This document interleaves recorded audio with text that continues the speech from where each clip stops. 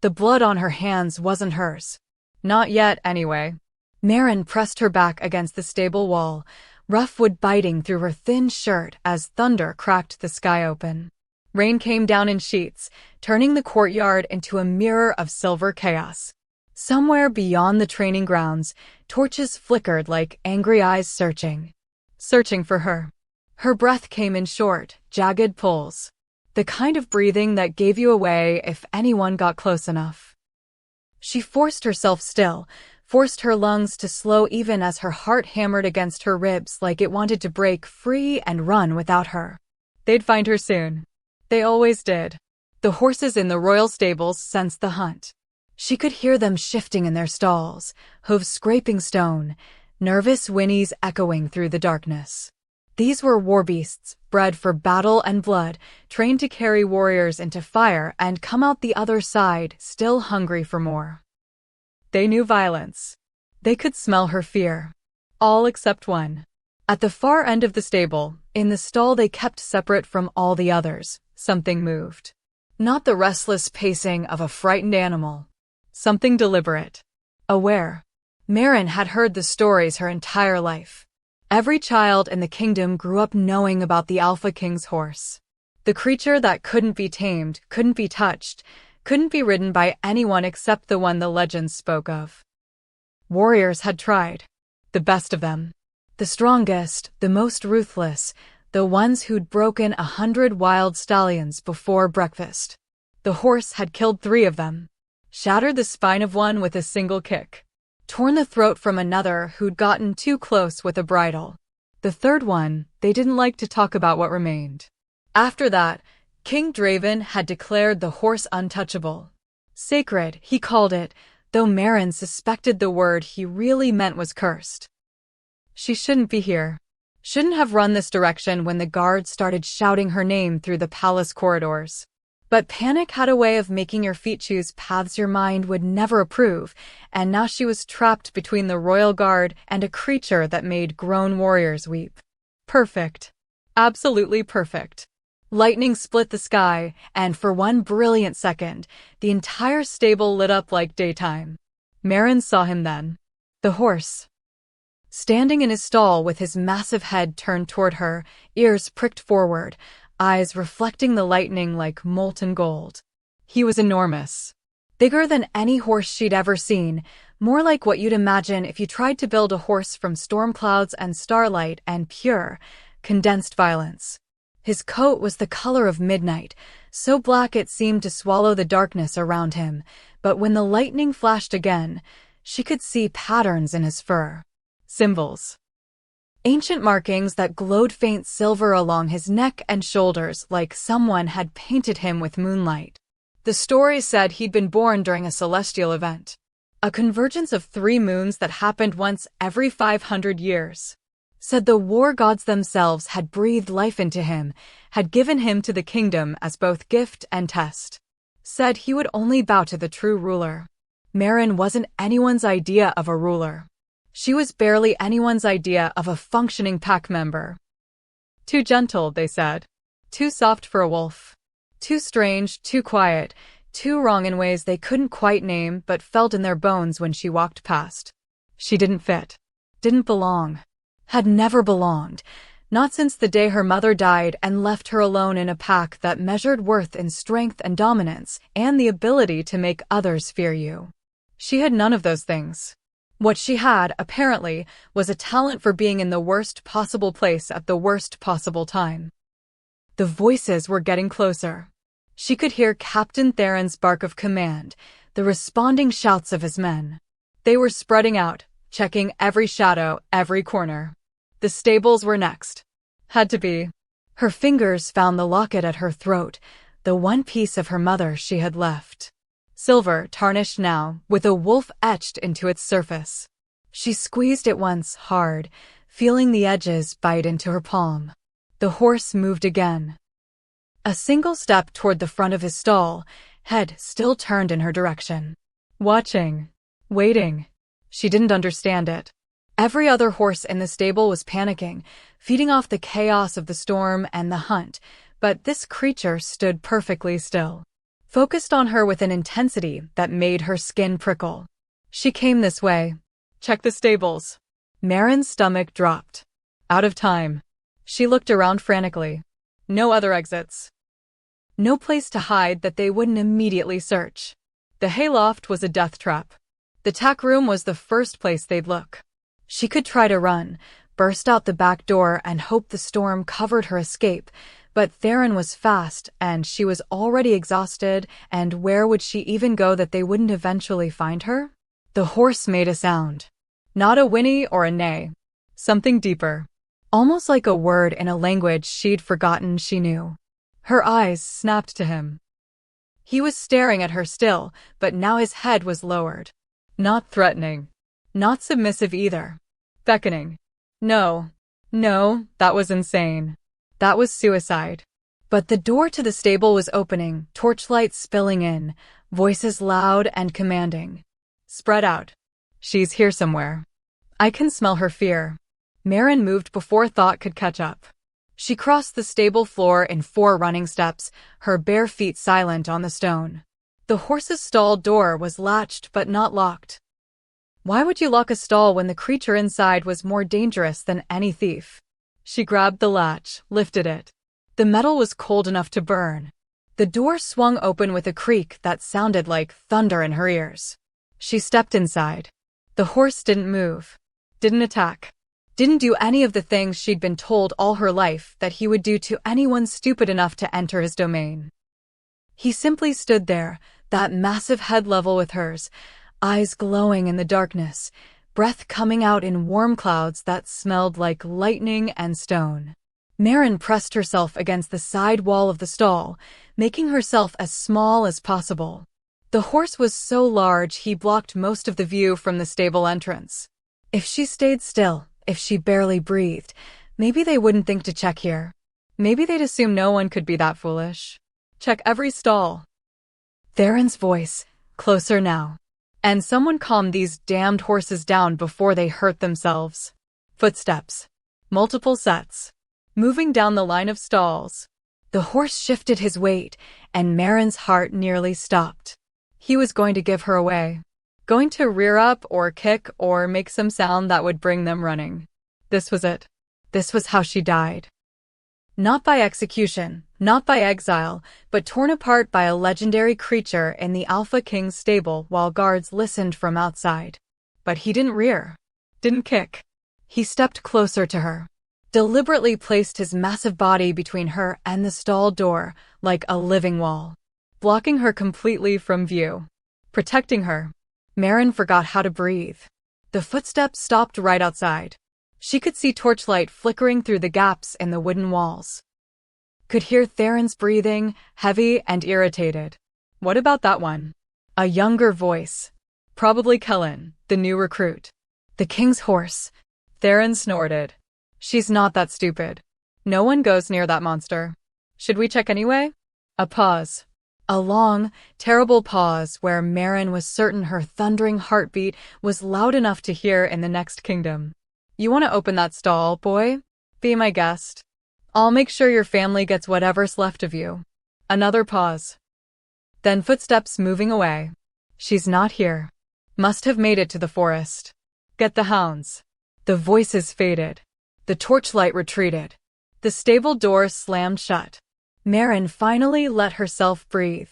The sound came out shaky, almost a sob. The horse turned his head to look at her. Really look at her. Not the way an animal looks at a human. The way one soul looks at another and sees everything. Every secret, every wound, every desperate hope you've ever hidden in the darkest parts of your heart. She should have been terrified. Should have used this moment to run, to get out of the stall while she still could. Instead, she found herself moving forward. 1 step. 2. Until she was standing directly in front of him, so close she could feel the heat radiating from his body, could see her own reflection in those impossible eyes. Her hand lifted. Not consciously. Not with any thought or plan. It just rose, trembling, until her fingers were inches from his muzzle. Thank you, she whispered. The words felt inadequate. Felt like trying to describe the ocean with only the word wet. But they were all she had.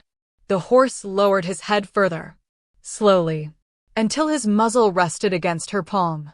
The world exploded with light. Not real light. Nothing the eyes could see. But Maren felt it anyway, blazing up through her hand, up her arm, spreading through her chest like liquid starlight. Images flooded her mind. Not memories. Visions. Prophecies. Ancient words in a language she'd never learned but somehow understood. The gentle heart that breaks for others. The voice that whispers where others scream. The storm that comes clothed in softness. She saw herself, but not as she was. As she could be. As she was meant to be. Saw herself standing before a throne made of moonlight and old bones. Saw herself speaking with a voice that made kingdoms tremble. Saw herself riding this impossible creature through battles that hadn't happened yet, through futures that hung like ripe fruit waiting to be plucked. Saw herself crowned. The vision shattered. Maren gasped, stumbling back. The horse steadied her, pressing his nose against her shoulder, making that sound again. That almost word.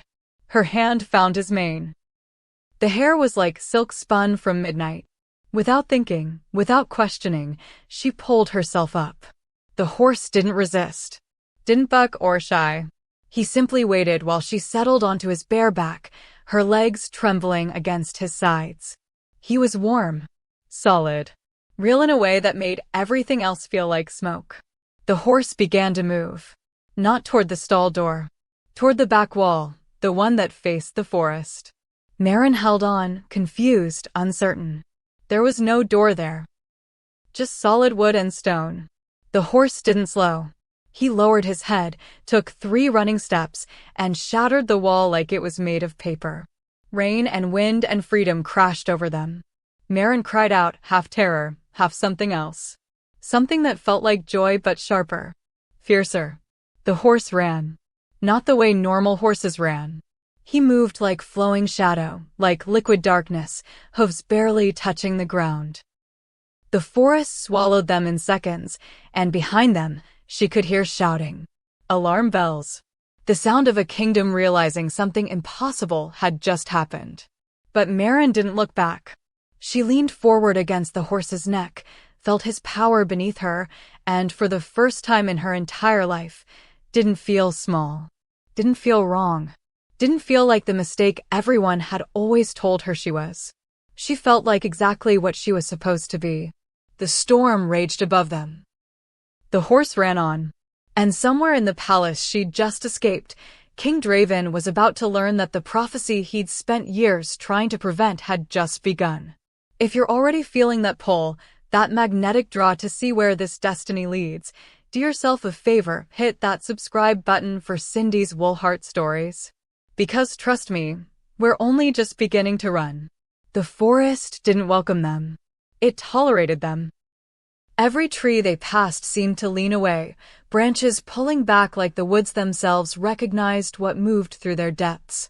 The horse ran on, tireless, his breathing steady, while Maren's came in ragged gasps. She'd never ridden anything before. Had never even been allowed near the pack's horses.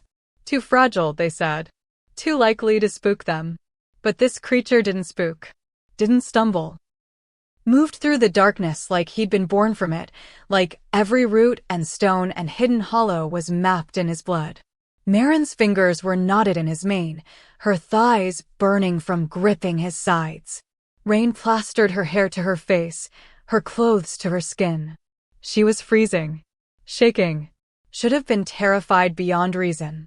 Instead, she felt alive. More alive than she'd ever felt in the careful, quiet, invisible life she'd been living. The horse began to slow. Not from exhaustion. Something else. His ears swiveled forward, then back, reading the night like a language. Maren felt the shift in his muscles, the sudden tension that said they weren't alone anymore. He came to a stop in a clearing she hadn't seen until they were already in it. The rain was lighter here, filtered through a canopy so thick it formed a living roof. Moonlight broke through in scattered beams, silver and strange, painting everything in shades of dream. The horse's head turned sharply to the left. A warning. Maren looked. At first, she thought it was just another shadow. The forest was full of them, thick and layered and deceptive. But then the shadow moved, and she realized it had been standing there the entire time. Watching. Waiting. He stepped into the moonlight and Marin's breath caught. She'd seen the Alpha King before. Everyone had. He held court twice a month, sat on his throne of carved stone and ancient wood, passed judgments that no one dared question. She'd seen him from a distance, always from a distance, because people like her didn't get close to people like him. King Draven. The strongest alpha in 5 generations. The man who'd united 6 warring packs under one banner, who'd ended the blood feuds that had torn the kingdom apart for centuries. The man whose word was law and whose anger was death. He stood before her now, and distance made him human. Proximity made him something else entirely. Tall. Taller than she'd realized. Built like violence waiting to happen, all lean muscle and coiled strength. Dark hair that fell past his shoulders, wet from the rain, framing a face that looked like it had been carved with a blade. Sharp jaw, sharper cheekbones, a mouth that seemed to have forgotten how to smile. But it was his eyes that stopped her heart. Gold. Pure, burning gold, like someone had stolen the sun and pressed it into his skull. Those eyes were fixed on her now. Not the horse. Her. She should have bowed. Should have dropped to the ground, pressed her face into the mud, begged forgiveness for touching his horse, for existing in his presence, for breathing his air. That's what you did when an alpha looked at you. Especially this alpha. But she couldn't move. The horse wouldn't let her. He'd planted himself between her and the king like a wall, that massive head lowered, ears pinned back. Protecting her still. From his own master. Draven's expression didn't change, but something flickered in those gold eyes. Surprise, maybe. Or recognition. Like he'd just solved a puzzle he'd been working on for years.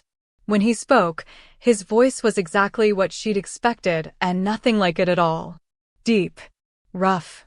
The kind of voice that didn't need to shout to make you listen. You're Marin. Not a question. A statement. Like he'd known all along. Her heart was doing that thing again, trying to escape through her ribs. How did he know her name? She was nobody. Less than nobody. The girl the pack forgot existed unless they needed someone to blame for something. She managed to nod. Barely. The king took a step closer. The horse tensed beneath her, ready to bolt or fight, she couldn't tell which. Draven noticed. His eyes flicked to the creature, and something that might have been pain crossed his face. Might have been loss.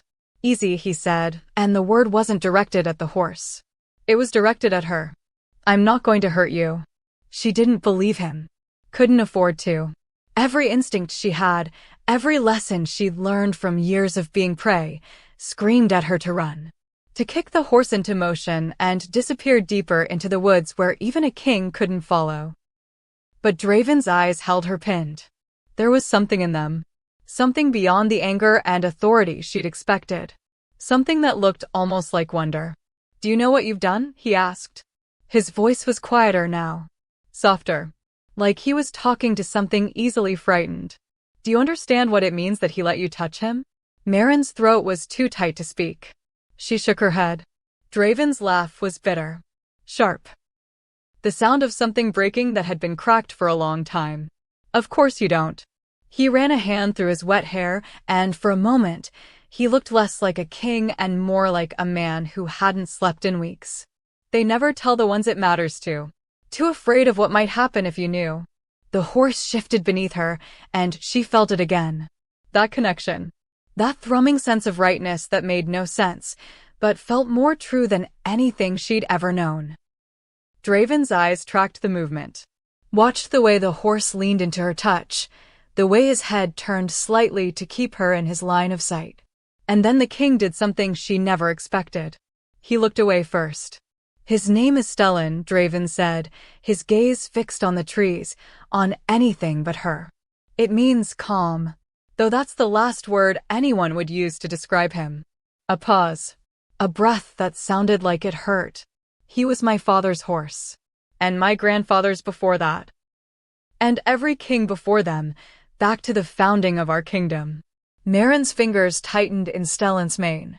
The horse's ear flicked toward Draven's voice, listening. The legends say he chooses. Not randomly. Not based on strength or dominance or any of the things we've built our entire society around. Draven's voice had gone flat. Empty. He chooses the one who's meant to rule. The one the kingdom needs, even if it's not the one it wants. He finally looked back at her, and the weight of that golden gaze nearly knocked her off the horse. He chose me when I was 16. Barely more than a boy. Chose me over my father, who was still king. Chose me over my 3 older brothers, who were all stronger, all more capable. His jaw tightened. My father saw it as a gift. A sign from the gods. My brothers saw it as a theft. Marin could hear what he wasn't saying. Could read the scars in his eyes. 2 of them are dead now, Draven continued. The 3rd lives in exile. And my father. He stopped. Started again. Stellan hasn't let anyone but me near him since. Not my guards. Not my stable master. Not the priests who come every full moon to bless him. Just me. He took another step closer. Stellan's muscles coiled, but he didn't move away. Didn't bare his teeth or strike. Just watched Draven with those molten gold eyes that seemed to see through skin and bone. Until tonight, Draven whispered. Until you. The words hung between them like a blade. Marin found her voice. It came out smaller than she wanted, shakier, but it came. I didn't know. I was running. They were hunting me, and I didn't have anywhere else to go. Why were they hunting you? The question was casual. Conversational. Like they were discussing the weather instead of her imminent execution. Marin hesitated. The truth felt too big, too complicated, too likely to get her killed faster. But Draven waited. Patient. And there was something about the way he stood there, rain dripping off him, looking at her like she was a puzzle he actually wanted to solve, that made her tongue loosen. I stopped a-culling. His eyebrows rose. Barely. But she caught it. 3 pups, she continued, the words coming faster now. Runts. Too small, too weak. The pack decided they'd drain resources. That it was kinder to end them quickly. Her hands were shaking. She pressed them harder into Stellan's mane. I took them. Hid them in the old mill by the river. Thought I could. I don't know. Find them homes in another pack. Somewhere they'd have a chance. They found out. It wasn't a question, but she nodded anyway. Captain Theron discovered the empty cages this afternoon. They tracked my scent. Called me before the council. She could still hear the accusations, the disgust in their voices. Said I'd disobeyed a direct order. Said I'd put sentiment above the good of the pack. Said I was too broken to understand how the real world works. And what did you say? Marin met his eyes. Held them. I said they could kill me if they wanted. But they'd have to do it knowing that they murdered someone for the crime of thinking life was worth protecting. Silence. Long and heavy and loaded with something she couldn't name. Then Draven smiled. Actually smiled. It transformed his face, softened the brutal edges, made him look almost young. You called them cowards without using the word. He shook his head, something that might have been admiration flickering in his expression. And then you ran. And then I ran, she confirmed. To my horse. To your horse. Draven looked at Stellan. Really looked at him, and Marin saw something break in the king's face.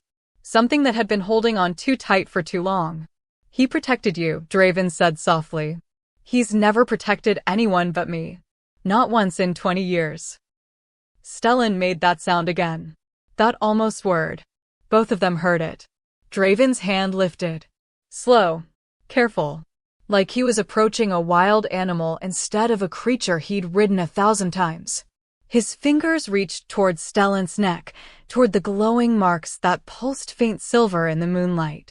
Stellan didn't move away. But he didn't lean in either. He stood perfectly still, head turned toward Marin, like he was waiting for her permission. And suddenly, she understood. Understood what Draven had been trying to tell her without saying it outright. Understood why the guards had been so frantic, why Theron had sounded terrified instead of just angry. The prophecy, she whispered. Draven's hand dropped. His smile vanished. You've heard it. Everyone's heard it. The horse chooses the ruler. The horse only bows to one person per generation. Her voice was shaking now. And when it chooses someone new, the old ruler's time is over, Draven finished. His voice was gentle, kind, absolutely terrifying. The kingdom must have a new king. He stepped closer, close enough that she could see the silver scars along his throat, the exhaustion carved into his face, the weight of a crown that had never fit quite right. Or queen. The word hit her like a physical blow. No. She was shaking her head before she could think. No, that's not. I'm not. Merrin. Her name in his mouth was strange. Intimate. I've been watching you for 3 years. The world tilted. What? Draven's expression was unreadable now. Shuddered. Back to the face he showed the court, the one that gave nothing away. Since the day you stopped that fight in the market. Remember? 2 wolves from rival packs, both shifted, both ready to tear each other apart over an insult no one else even heard. You walked between them. His eyes burned into hers. Didn't shift. Didn't threaten. Just spoke. Used that soft voice of yours and told them their mothers would be ashamed to see them acting like animals with no control. She did remember. Remembered being so frightened she'd nearly vomited. Remembered everyone staring at her like she'd lost her mind. Remembered the wolves actually backing down, actually walking away. They could have killed you, Draven said. Should have killed you. But they listened. Because something in your voice made them want to be better than what they were. He tilted his head. I've been watching ever since. Watching you calm frightened children. Watching you talk down drunk warriors. Watching you exist in a pack that treats you like dirt and somehow never become cruel yourself. Merrin couldn't breathe. Couldn't think. Why?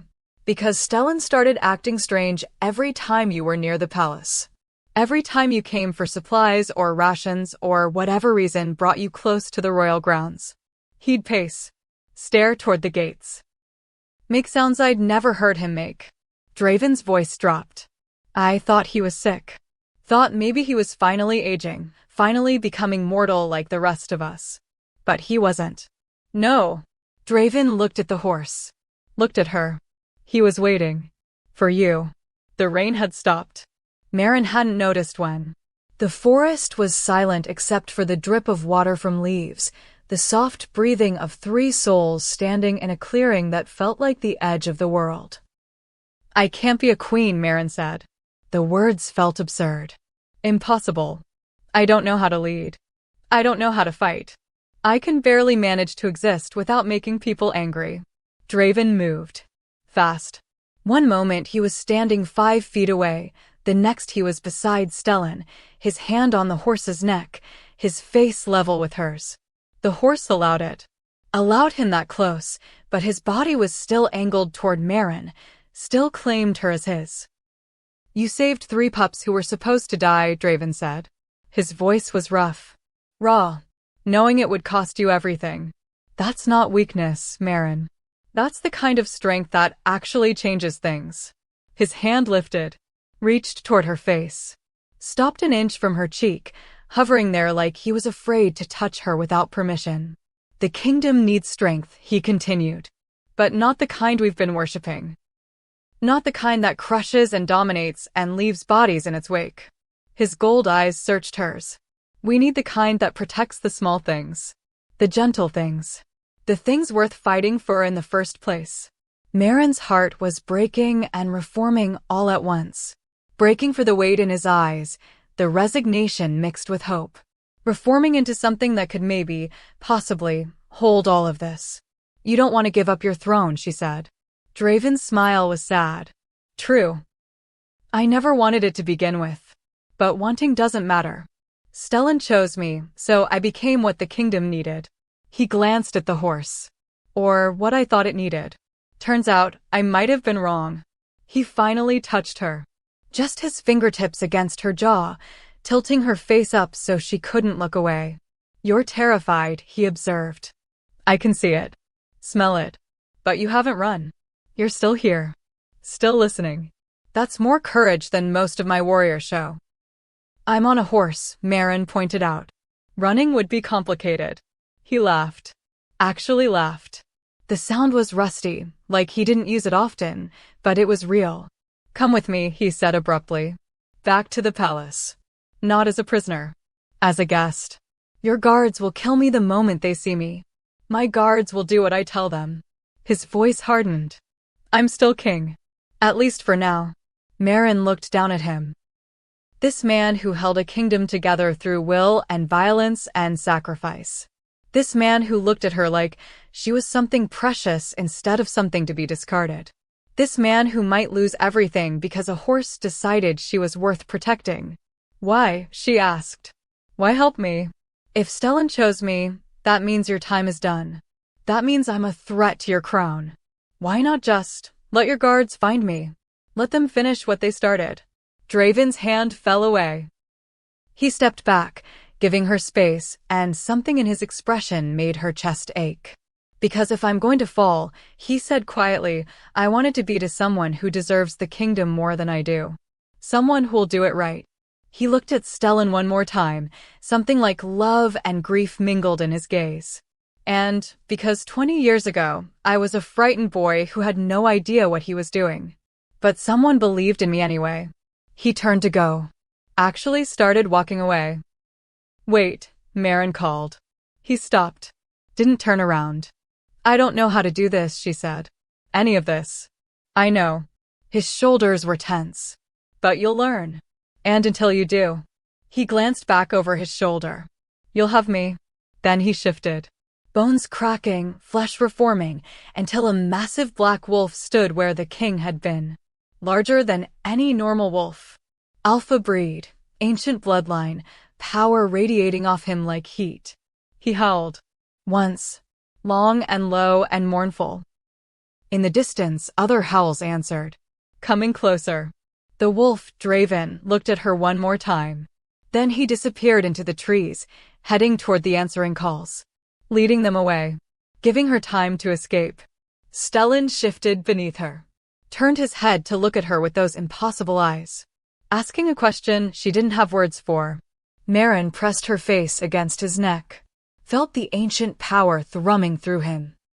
Felt the warmth and the protection and the terrible, wonderful certainty that her life had just irrevocably changed. Okay, she whispered. Okay, let's see where this goes. Stellan began to move. Not away from the palace. Toward it. Taking a different path, one that wound through the oldest parts of the forest, where the trees grew so thick even moonlight couldn't penetrate. Marin held on. Held on and tried not to think about prophecies and crowns and the weight of a kingdom she'd never asked for. Tried not to think about the Alpha King's eyes and the way he looked at her like she was something worth saving. But mostly, she tried not to think about how, for the first time in her entire life, she felt like she might finally be heading home. Even if that home was a throne she didn't know how to sit on and a destiny she didn't know how to survive. Stellan carried her deeper into the forest, away from the howls that still echoed through the night. Away from the palace and the guards and the Alpha King who'd looked at her like she was a miracle and a tragedy all at once. Marin's mind wouldn't settle.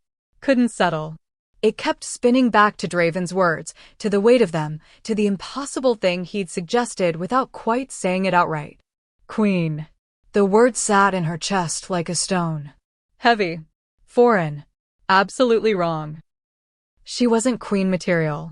Wasn't even pack material, according to everyone who'd spent her entire life telling her so. She was the mistake. The weakness. The thing they tolerated because killing her outright would upset the old laws about shedding packmate blood without cause. But they'd been looking for a cause for years. She'd finally given them one.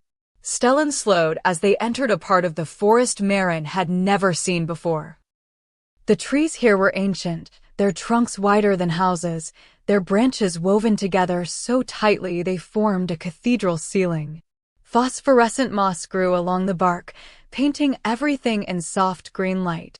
The air smelled different here. Cleaner. Like the world before humans learned to ruin things. The horse stopped beside a stream that glowed faintly silver. Not from the moon. From something in the water itself. Magic, maybe. Or just a place so old it had learned to make its own light. Maren slid off Stellan's back. Her legs nearly gave out when her feet hit the ground. She'd been clenching every muscle for so long they'd forgotten how to work properly. She grabbed Stellan's mane to steady herself, and the horse lowered his head, patient, letting her lean against him until her body remembered how to function. The water called to her. She stumbled toward it, fell to her knees at the edge, and plunged her hands in. It was cold enough to hurt. Cold enough to shock her system back into something resembling clarity. She splashed water on her face, scrubbed at the dirt, and fear caked on her skin. When she looked down at her reflection, she barely recognized the girl staring back. Wild eyes. Tangled hair. Face too thin, always too thin, because she gave most of her rations to the elderly wolves who couldn't hunt anymore. Cheekbones sharp enough to cut, a mouth that had forgotten how to smile without permission. She looked haunted. Looked hunted. Looked exactly like what she was. The memories came whether she wanted them or not. They always did when she was alone, when there was nothing to distract her from the weight of everything she carried. Her mother's face. That was always the first one. Beautiful, even in memory. Beautiful and sad and so tired. Mira had been her name.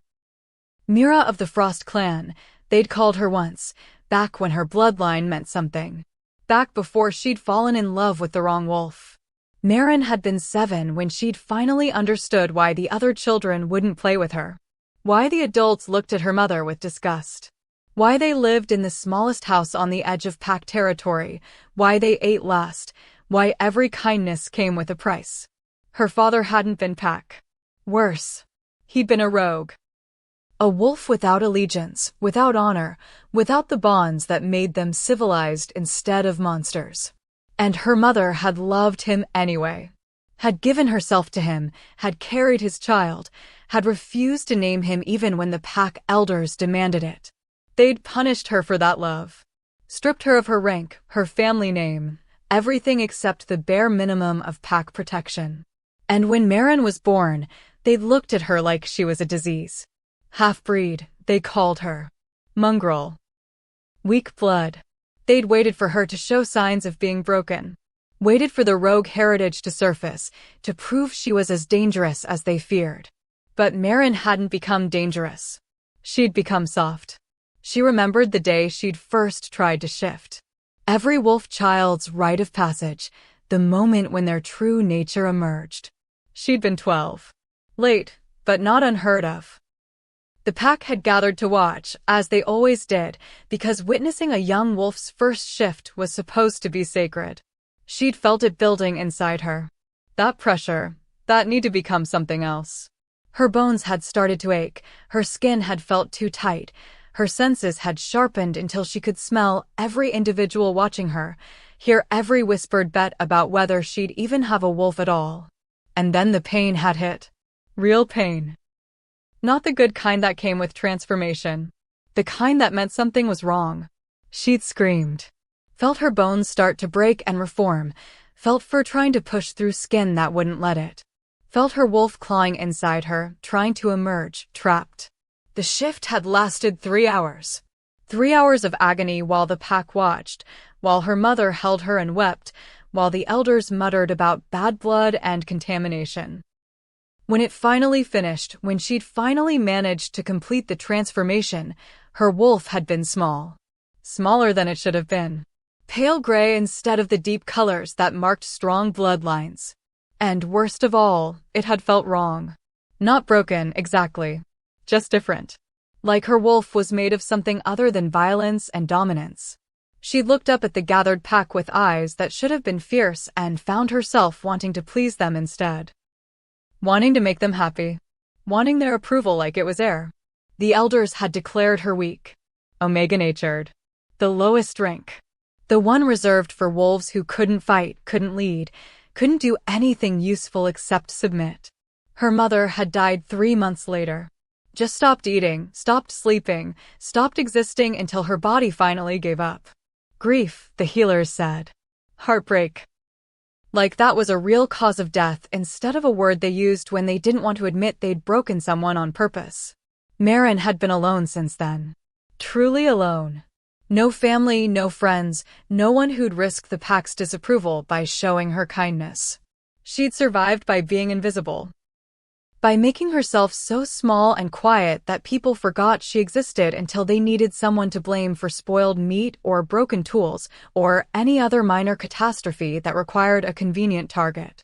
She'd learned to live with the weight of being unwanted. Had almost convinced herself it didn't hurt anymore. But tonight, Stellan had chosen her. The Alpha King had looked at her like she mattered. And suddenly, every wound she'd carefully buried started bleeding again. Because what if they were wrong? What if there was something in her worth choosing, worth protecting, worth believing in? And what if that something destroyed her anyway? Maren pressed her palms against her eyes, trying to stop the tears that wanted to fall. She didn't cry. Hadn't cried since her mother's funeral. Tears were weakness, and she couldn't afford any more weakness than she already carried. But her body didn't care about what she could afford. The sobs came anyway, wrenching out of her chest, ugly and raw and completely beyond her control. Stellan moved beside her. She felt his warmth first, then his muzzle pressing against her shoulder. That gentle pressure, that silent offering of comfort. She turned and buried her face in his neck, letting the ancient creature hold her together while she fell apart. She cried for her mother. For the father she'd never known. For every moment of her life where she'd been made to feel like existing was a crime. For the 3 pups she'd tried to save who were probably already dead. For the weight of a destiny she didn't understand and couldn't escape. When the tears finally stopped, she felt hollow. Emptied out. Like a vessel waiting to be filled with something she couldn't name. Stellan made that sound again. That almost word. She pulled back to look at him, and in his molten gold eyes, she saw understanding. Not pity. Understanding. Like he knew exactly what it felt like to be chosen for something you never asked for. I don't know how to be what they need, she whispered to him. I don't even know how to be what I need. The horse didn't answer. Couldn't answer. But he didn't leave either. Just stood there, solid and real, proof that at least one creature in the world thought she was worth staying for. Maren's hand found the locket at her throat again. She pulled it out, opened it with trembling fingers. Inside was a pressed flower. Moonblossom, her mother had called it. Only bloomed once a year, under the fullest moon, in places where magic still ran thick. Her mother had given it to her the week before she died. Had pressed it into Maren's palm and said something Maren had never understood. You carry more than you know. More than they can see. When the time comes, don't be afraid of what you are. Be afraid of what you'll become if you keep pretending to be less. At the time, Maren had thought it was fever talk. Her mother hadn't been coherent much toward the end, had spoken in riddles and half-memories, had seemed to be talking to people who weren't there. But now, with Stellan's choice burning in her chest and Draven's words echoing in her mind, she wondered if her mother had known something. Had seen something coming. Had died hoping her daughter would survive long enough to meet it. Maren closed the locket. Pressed it against her chest, against her heart. Tried to feel some connection to the mother who'd loved her despite everything, who'd sacrificed her entire life for one moment of genuine feeling with a wolf who'd probably never looked back. I'm scared, she admitted to the night. To Stellan. To whatever gods might be listening. I'm so scared I can't breathe. Stellan's ear flicked toward her. Listening. What if I fail? What if I'm everything they always said I was, weak and broken and wrong, and this is just some cosmic joke? What if the prophecy is real, but I'm not strong enough to fulfill it? Her voice cracked. What if people die because I wasn't good enough? The horse lowered himself to the ground. Actually laid down beside the stream, his legs folded beneath him, his head still raised. An invitation. Maren understood. She curled against his side, feeling his warmth soak into her, his heartbeat slow and steady against her back. Above them, through the canopy of ancient trees, she could see stars. Hundreds of them. Thousands. A whole universe of light that existed whether she understood it or not. Her mother used to tell her stories about the stars. About how each one was a wolf who died protecting something they loved. About how they stayed up there, watching, making sure their sacrifice meant something. Do you think she's up there? Maren asked Stellan quietly. My mother? Do you think she knows what's happening? The horse's breathing didn't change, but somehow, she felt answered anyway. Felt something settle in her chest that might have been peace or might just have been exhaustion finally winning. She thought about Draven. About the way he'd looked at her. Not with the disgust she was used to or even the pity that sometimes hurt worse. He'd looked at her with recognition. Like he saw something in her that she'd been hiding even from herself.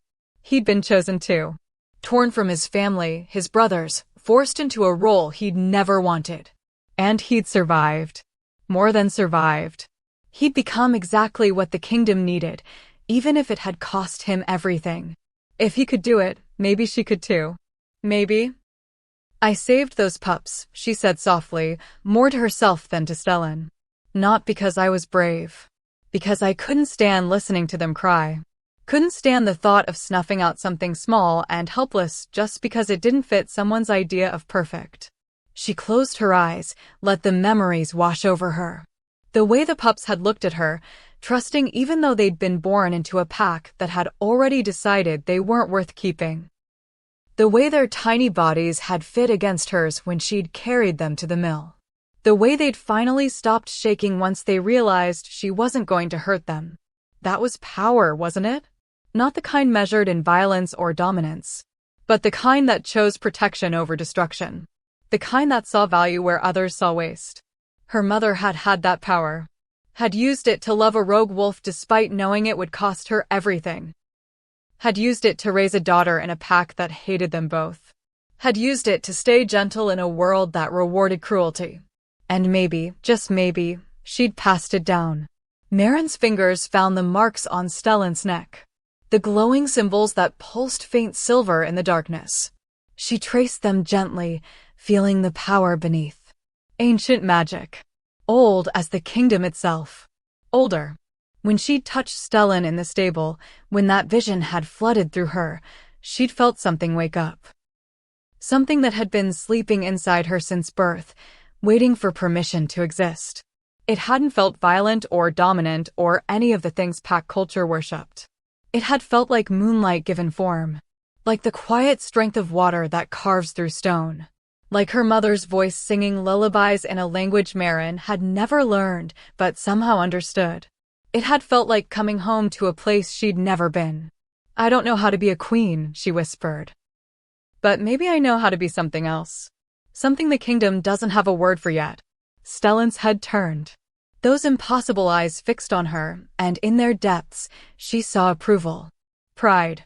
The kind of recognition that said she was finally starting to understand. The exhaustion was winning now. Her body was shutting down, demanding rest after too much fear and too much running and too much emotion for one night. She should get up. Should keep moving. Should do something productive with this impossible situation. But Stellan was warm and solid and safe, and the stream sang its quiet song, and for just a few hours, she let herself believe that maybe she didn't have to have all the answers right now. Maybe it was enough to simply survive until morning. To let herself be chosen, even if she didn't understand why. To trust that the creature who'd protected her from his own master might know something she didn't about who she was supposed to become. As she drifted towards sleep, she thought she heard her mother's voice. Just a whisper, carried on wind that shouldn't exist in this protected grove. The gentle heart that breaks for others. That's where real strength begins. Maren's last conscious thought was that she hoped her mother was right. Because if she wasn't, if gentleness wasn't enough to survive what was coming, then the kingdom was about to get a queen who'd fail before she ever got the chance to rise.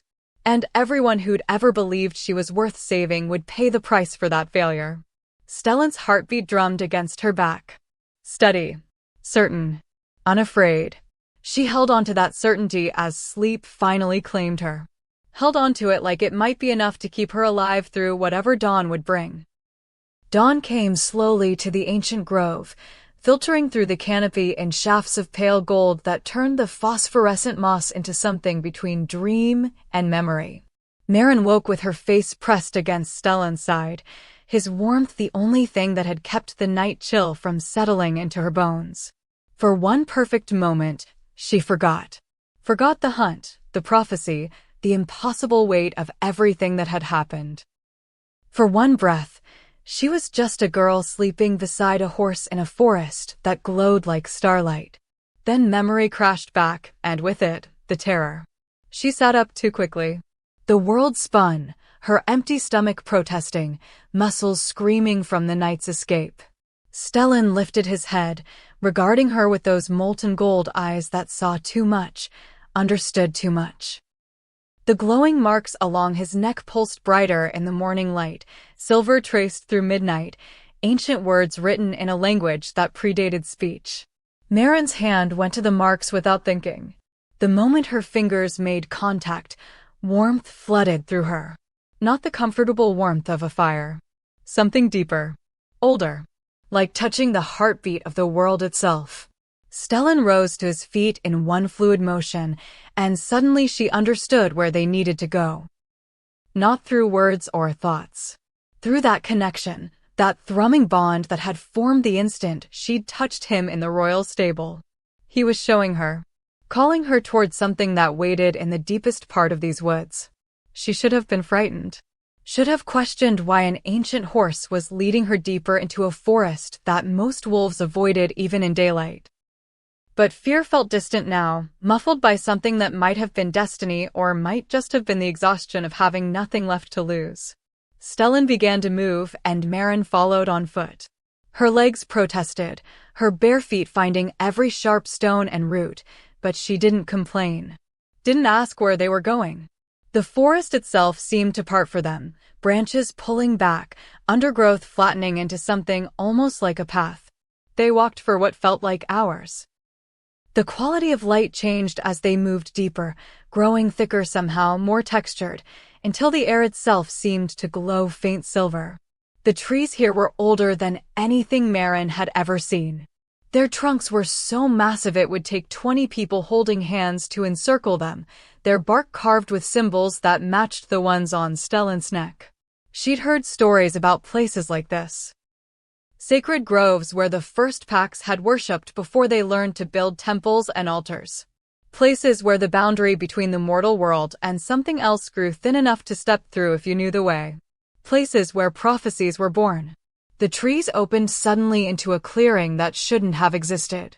Shouldn't have been possible. At its center stood a structure that made Maren's breath catch and her heart stutter in her chest. It wasn't a building. Wasn't quite a ruin either. It was something between. Massive stone pillars rose from the earth in a perfect circle, each one carved from floor to tip with intricate designs that hurt to look at directly. Some of the symbols matched the ones on Stellan's hide. Others were older still, more complex, layered meanings stacked on top of each other until they became something beyond language entirely. At the very center of the circle stood an altar. Black stone that reflected the morning light like dark water, its surface mirror-smooth except for a single carving. A wolf. But not just any wolf. This creature had wings. Massive wings that spread across the altar's surface, each feather individually carved with such precision that Maren could almost see them moving in a wind that didn't exist.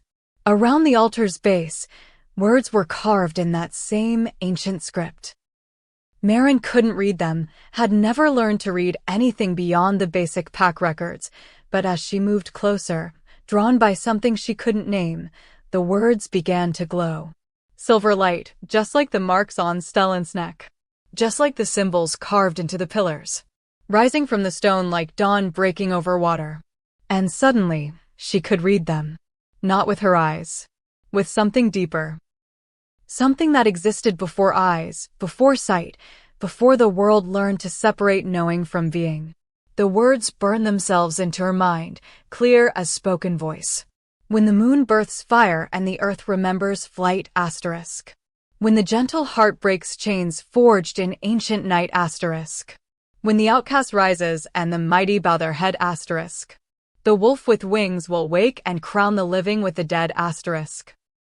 Maren stumbled backward, her hand pressed against her chest where her heart was trying to beat its way out. Those words. That prophecy. It couldn't be about her. Couldn't be. But Stellan moved to stand beside the altar, his head lowered toward the carved wolf, and his neck marks blazed so bright she had to shield her eyes.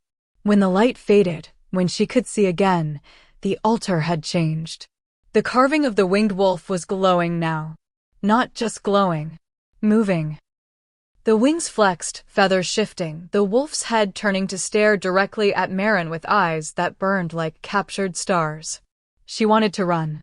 Wanted to bolt back through the trees and keep running until she reached the edge of the world and fell off into whatever nothing waited beyond. But her feet had grown roots. Her body refused to obey the screaming commands of her mind. The carved wolf opened its mouth, and sound poured out. Not words. Music.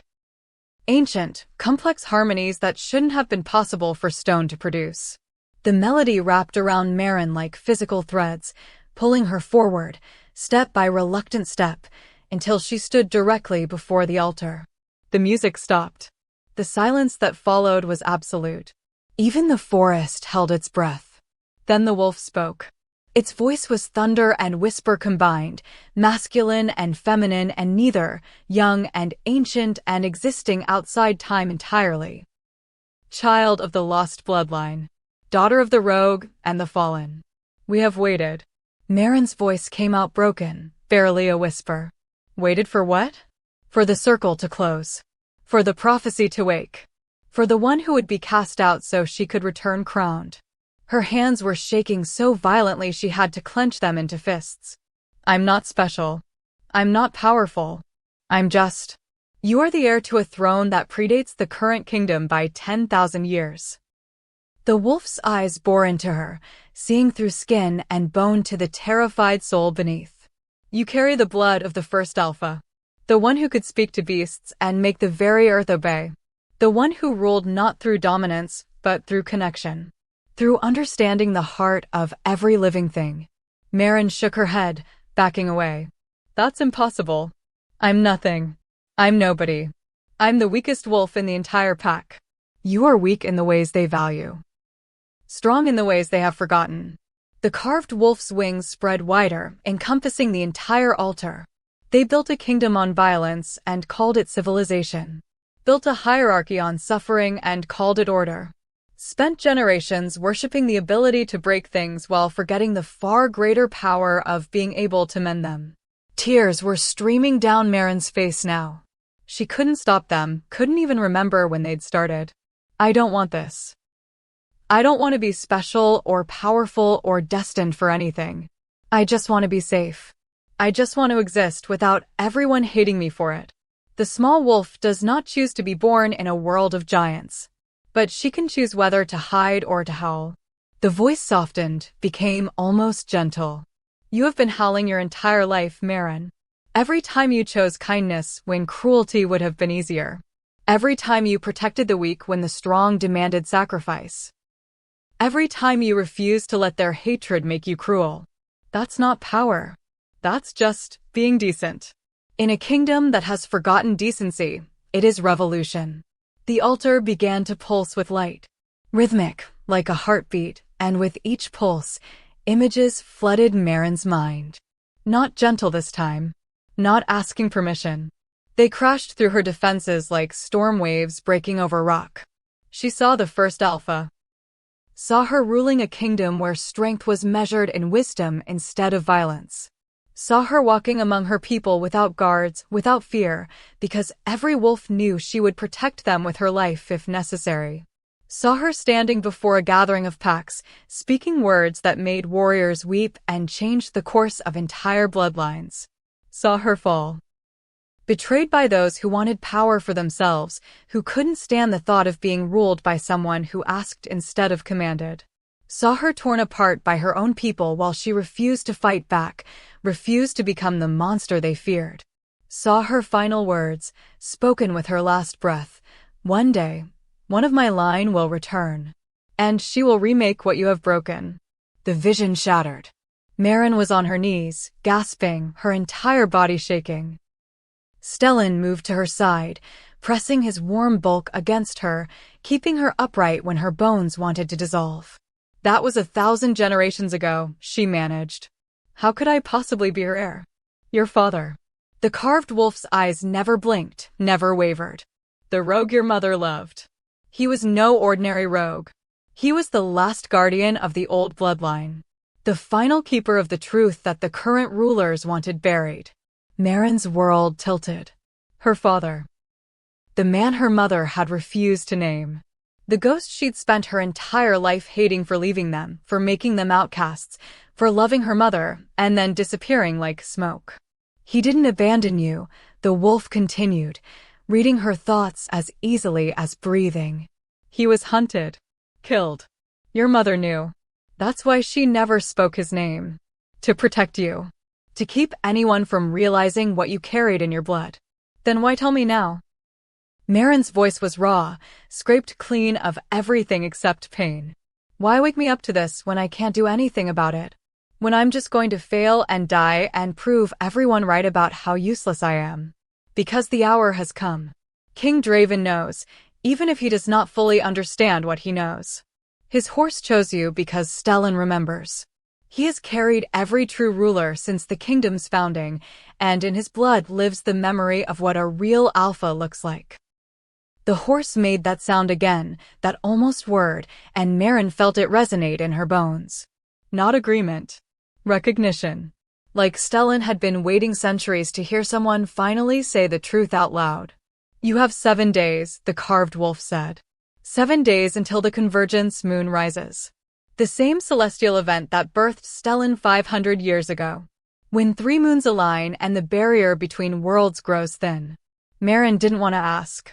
Didn't want to know. Asked anyway. What happens during the convergence? The kingdom will hold the trials of ascension. An ancient ceremony, now mostly ritual, where the strongest warriors prove their worth before their alpha. But this convergence is different. This one completes the prophecy. The wolf's wings began to fold, slowly, each movement deliberate. During the trials, Stellan will be brought to the arena. Any who wish to challenge for the throne may attempt to ride him. Maren's stomach dropped. And if someone succeeds? No one will succeed. Stellan has already chosen. But the ceremony must be completed. You must stand before the kingdom and claim what is yours by blood and by right. You must ride him in front of every pack, every alpha, every wolf who has spent generations believing strength only exists in violence. They'll kill me. The moment I step into that arena, they'll tear me apart. Perhaps. The carved wolf was fading now, becoming stone again, the glow dimming. Or perhaps you will finally show them what they have forgotten. What real power looks like. What a true alpha can do. The light died completely. The altar was just stone again, the carving just a carving. But Maren could still feel the weight of those ancient eyes, could still hear the echo of that voice in her bones. Stellan nudged her shoulder, gentle but insistent. Time to move. Time to leave this sacred place before its magic decided she'd had enough revelation for one day. Maren rose on shaking legs. Her mind was chaos, thoughts crashing into each other, too many questions and not enough answers and too much fear to think clearly. But underneath the chaos, something else was stirring. Something that had been sleeping her entire life. Not power. Not yet. But the possibility of power. The understanding that maybe, just maybe, she wasn't the mistake everyone had told her she was. Maybe she was exactly what she needed to be. She looked at the pillars surrounding the altar, at the symbols carved into stone that had stood for thousands of years, waiting for someone who could read them. Waiting for her. 7 days, she whispered. 7 days to figure out how to be something I've never been. 7 days to convince a kingdom that has hated me my entire life that I'm worth following. Stellan made a sound that might have been encouragement. Might have been warning. Probably both. Maren's hand found his mane, the now familiar silk of midnight hair between her fingers. She pulled herself onto his back, and this time, it felt less like a desperate escape and more like a choice. like claiming something that had always belonged to her, even when she didn't know it existed. "Take me back," she said quietly. "Take me to Draven." The horse's ears swiveled toward her, questioning. "If I'm going to do this, if I'm going to stand in front of the entire kingdom and claim a throne I never wanted, I need to understand what I'm walking into." She leaned forward, resting her forehead against Stellan's neck. "And I think the Alpha King is the only one who can teach me how to survive it." Stellan began to move. Not the frantic run of last night. Something measured, purposeful, like he approved of her decision. Like he'd been waiting for her to finally stop running and start walking toward the thing that terrified her. The forest opened before them, that invisible path reforming, leading them back toward the palace and the king and the destiny that waited with open jaws. Maren closed her eyes and let herself feel the fear. All of it. The terror of failure, the horror of success, the weight of 1,000 generations pressing down on her shoulders. Let herself feel it, and then, slowly, carefully, let it go. Fear was useful. Fear kept you alive. But fear couldn't be the only thing driving you, or you'd spend your entire life running from shadows. She thought about her mother. About the strength it took to love someone knowing it would destroy you. About the courage it took to raise a child in a pack that wanted her dead, to teach her gentleness in a world that rewarded cruelty, to die hoping your sacrifice meant something. Thought about the 3 pups she'd saved. About how they looked at her with trust, believing she could protect them when she couldn't even protect herself.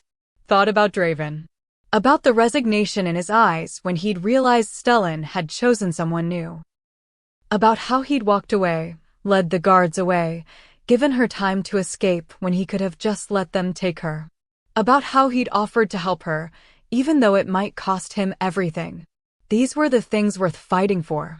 Not crowns or thrones or ancient bloodlines. People. Creatures. The small, fragile things that needed someone to stand between them and the world's teeth. If being a queen meant she could protect more of them, if it meant she could build a kingdom where gentleness wasn't weakness and kindness wasn't a crime, then maybe it was worth the terror. Maybe it was worth the risk. The palace walls appeared through the trees, gray stone rising toward a sky that was clearing, storm clouds breaking apart to reveal blue. Stellan slowed, stopped at the edge of the forest, and Maren could feel his question without words. Was she sure? Was she ready? No. She wasn't ready. Might never be ready. But she was here anyway. And sometimes, that was enough. She pressed her hand against the glowing marks on Stellan's neck, feeling the ancient power hum beneath her palm. Feeling her own power, whatever it was, whatever it would become, answer in return. "Let's go meet our king," she whispered. Stellan's hooves struck stone as they left the forest behind, and with every step, Maren felt something inside her shift. Not breaking. Transforming. Like a caterpillar dissolving in its cocoon, trusting that whatever emerged on the other side would be worth the destruction. The prophecy had woken. The moon would rise in 7 days. And Maren, the outcast, the weakling, the girl nobody wanted, was going to walk into an arena and claim a throne. Or die trying. Either way, she wouldn't be invisible anymore. Either way, the kingdom would finally see her. And gods help them all if what they saw was everything they'd feared she could become. The prophecy has spoken. The heir has been revealed. But can a wolf-born gentle survive in a kingdom built on blood? Subscribe to Cindy's Wolfheart stories, because the convergence is coming, and you won't want to miss what happens when the outcast finally stops running and starts claiming what's hers. The palace guards saw them coming from half a mile away. Maren watched the alarm ripple through their ranks like a stone dropped in still water. Shouts echoed across the courtyard, warriors scrambling into formation, weapons drawn. Not pointed at her yet, but ready. Always ready. Stellan didn't slow. Didn't hesitate. He walked through the main gates like he owned them, which, technically, he did, his hooves striking the cobblestones with sounds like thunder promises. The guards parted. Not out of respect. Out of primal, bone-deep fear of the creature who'd killed 3 of their finest without breaking stride. Maren sat straight on his back, forcing herself not to hunch, not to make herself small the way she'd been trained to do her entire life. Every instinct screamed at her to apologize for existing, to lower her eyes, to beg forgiveness for daring to breathe their air. She ignored every single instinct. Captain Theron stood at the center of the courtyard, his face a mask of barely controlled rage. He was a massive man, built like a mountain that learned to walk, with scars crossing his arms and neck like tally marks of every battle he'd survived. His wolf was one of the strongest in the kingdom. His loyalty to King Draven was legendary. Right now, he looked like he wanted to tear Merrin's throat out with his teeth. "Get off the king's horse." His voice was flat, controlled, which somehow made it more terrifying than if he'd shouted. "Now." Merrin's hands tightened in Stellan's mane. The horse's ears pinned back, a warning rumble building in his chest that sounded like rocks grinding together deep underground. "I need to see the king," Merrin said. Her voice came out steadier than she'd expected. Stronger. Theron's eyes narrowed. "You need to get off that horse before I drag you off. You're under arrest for theft of royal property, for assault on pack members, for harboring condemned livestock." They were children. The words burst out before Merrin could stop them. 3 pups who never got a chance to prove they could survive. They were weak. Theron took a step closer. 20 guards moved with him, forming a semicircle that trapped Stellan and Merrin against the stable wall. Weakness spreads like disease. We cut it out before it infects the rest. Merrin felt something hot and sharp ignite in her chest. Not fear this time. Anger. The kind she'd been swallowing her entire life, forcing down, pretending didn't exist, because angry Omega wolves got put down like rabid dogs. "You call mercy weakness. Call compassion disease." Her voice rose, carrying across the courtyard. Other wolves were gathering now, drawn by the commotion. She could feel their eyes on her, their judgment. "What do you call a kingdom that murders children for being small?" Theron's hand went to the blade at his hip. "Careful, girl. You're already condemned. Don't make me add treason to your charges. Truth isn't treason. It is when you speak it to your betters." Stellan moved. One step forward, placing himself between Merrin and the advancing guards. His head lowered, neck marks blazing silver bright, and the sound that came from him was nothing like a horse. It was ancient. Primal. The sound of storms being born and mountains deciding to walk. Every guard froze. Several actually stepped back. Theron held his ground, but Merrin could see the fear in his eyes. See him calculating odds, weighing orders against survival instincts that screamed at him to run. "Stand down." The voice came from behind them, from the palace entrance. Deep. Commanding. Absolutely not open to debate. King Draven stood in the doorway, and even in daylight, even without the storm and moonlight and drama of their first meeting, he was overwhelming. He wore simple clothes. Dark pants, a shirt that stretched across shoulders built for war, but somehow looked more dangerous than if he'd been in full armor. Those gold eyes swept the courtyard, taking in the armed guards, the gathered crowd, Merrin sitting on his horse like she had any right to be there. When his gaze met hers, something passed between them. Recognition. Understanding. A question she couldn't quite read. "Captain." Draven's voice never rose above conversational, but every wolf in the courtyard heard it clearly. "Why are my guards surrounding my guest?" Theron's jaw clenched. "Guest, my lord?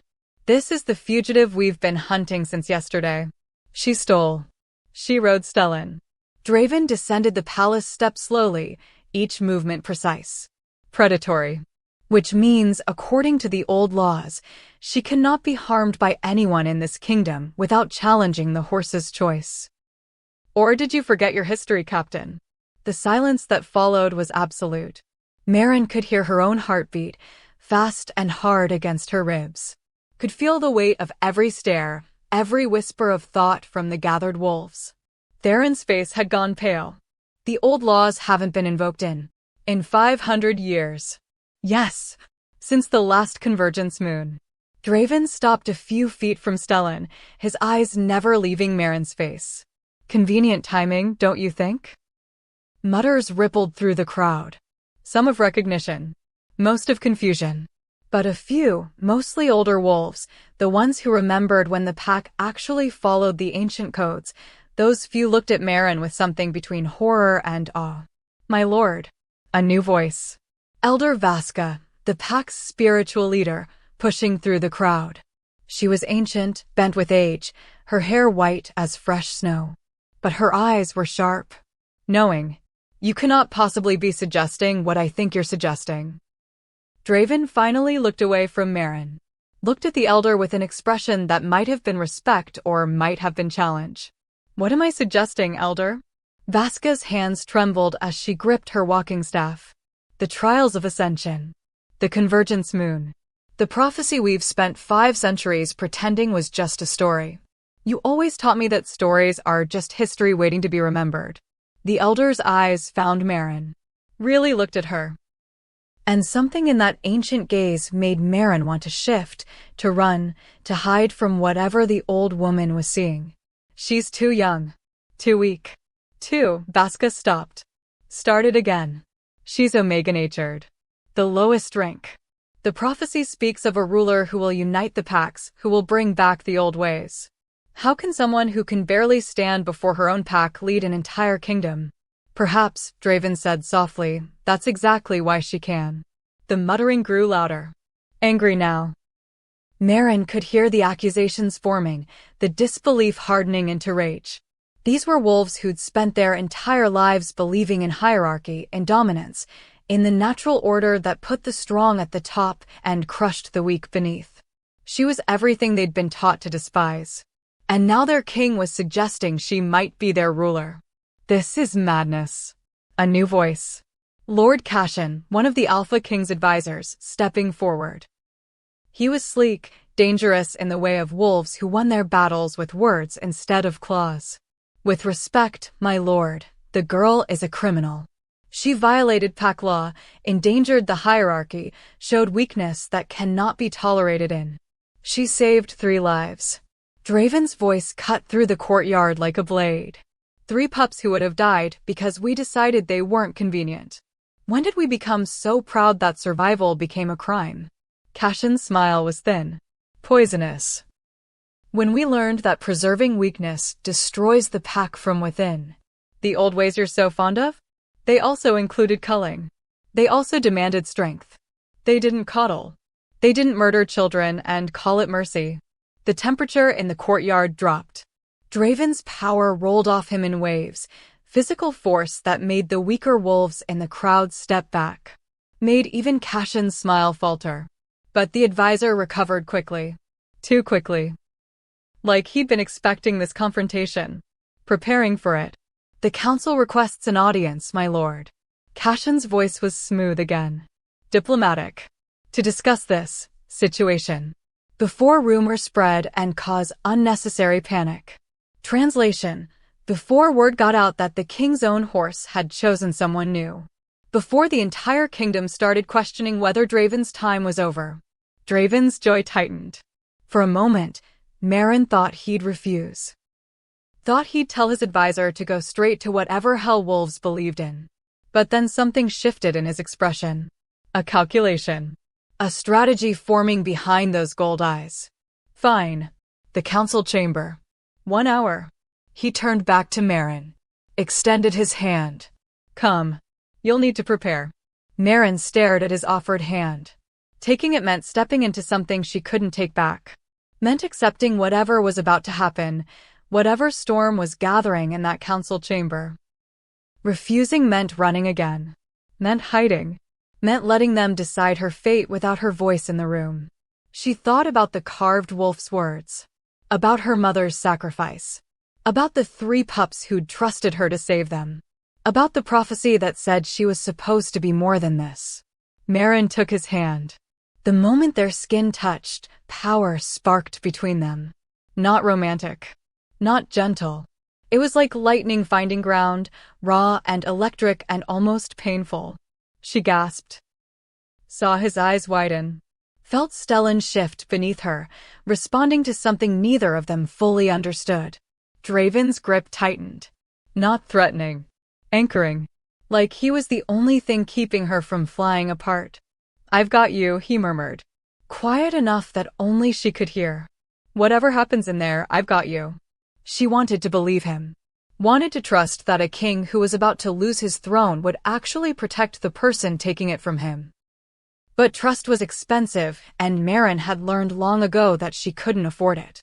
Still, his hand was warm, solid, real, and she was so tired of facing everything alone. Draven helped her down from Stellan's back. The moment her feet touched the cobblestones, the crowd surged closer. Not attacking, just pressing in, drawn by curiosity or contempt or the desperate need to see the anomaly up close. Maren's chest tightened. Too many wolves. Too many eyes. Too many wolves who'd spent years looking through her suddenly seeing her for the first time, and their attention felt like knives. Stellan made a sound. Sharp. Protective. The crowd fell back immediately, and Maren felt absurdly grateful to the ancient horse who kept saving her from situations she didn't know how to navigate. "Take her inside." Draven's voice was pitched to carry. Command, not request. "She's under my protection until the council decides otherwise." "And if the council decides she should be executed?" Cashin's question was casual, conversational. Draven's smile in response was anything but. "Then they can try." The words hung in the air like a thrown gauntlet. A direct challenge to the council's authority, to the entire power structure that kept the kingdom functioning. For her, Maren's throat tightened. She didn't understand why he was doing this. Didn't understand what he gained from protecting someone who was prophesied to replace him. Unless he actually believed she could do it. Unless he actually wanted her to. Two guards, younger ones, their expressions carefully neutral, moved to flank her. Not threatening, just present. Draven led the way into the palace, and Maren followed, because there was nowhere else to go. Nothing else to do except step forward and hope she didn't fall. The palace interior was exactly as she remembered from the one time she'd been allowed inside for a pack assembly. Grand. Overwhelming. Every surface carved or gilded or painted with scenes of great battles and greater victories. A monument to strength, to dominance, to everything she wasn't. She'd never felt smaller. Draven led her through corridors that twisted and turned, past rooms she couldn't identify, until they reached a door guarded by two more warriors. These ones were older. Scarred. The kind who'd seen enough death that a little more wouldn't faze them. They stepped aside without question. Draven opened the door, gestured her inside. It was a bedroom. Massive. The kind of space that could swallow her entire childhood home 3 times over. Furnished in dark woods and rich fabrics that probably cost more than her entire life's worth of meals. "This is your room," Draven said. "For now. Until we figure out what happens next." Maren turned to stare at him. "You're giving me a room? In the palace? After Stellan, after everything. Where else would you sleep?"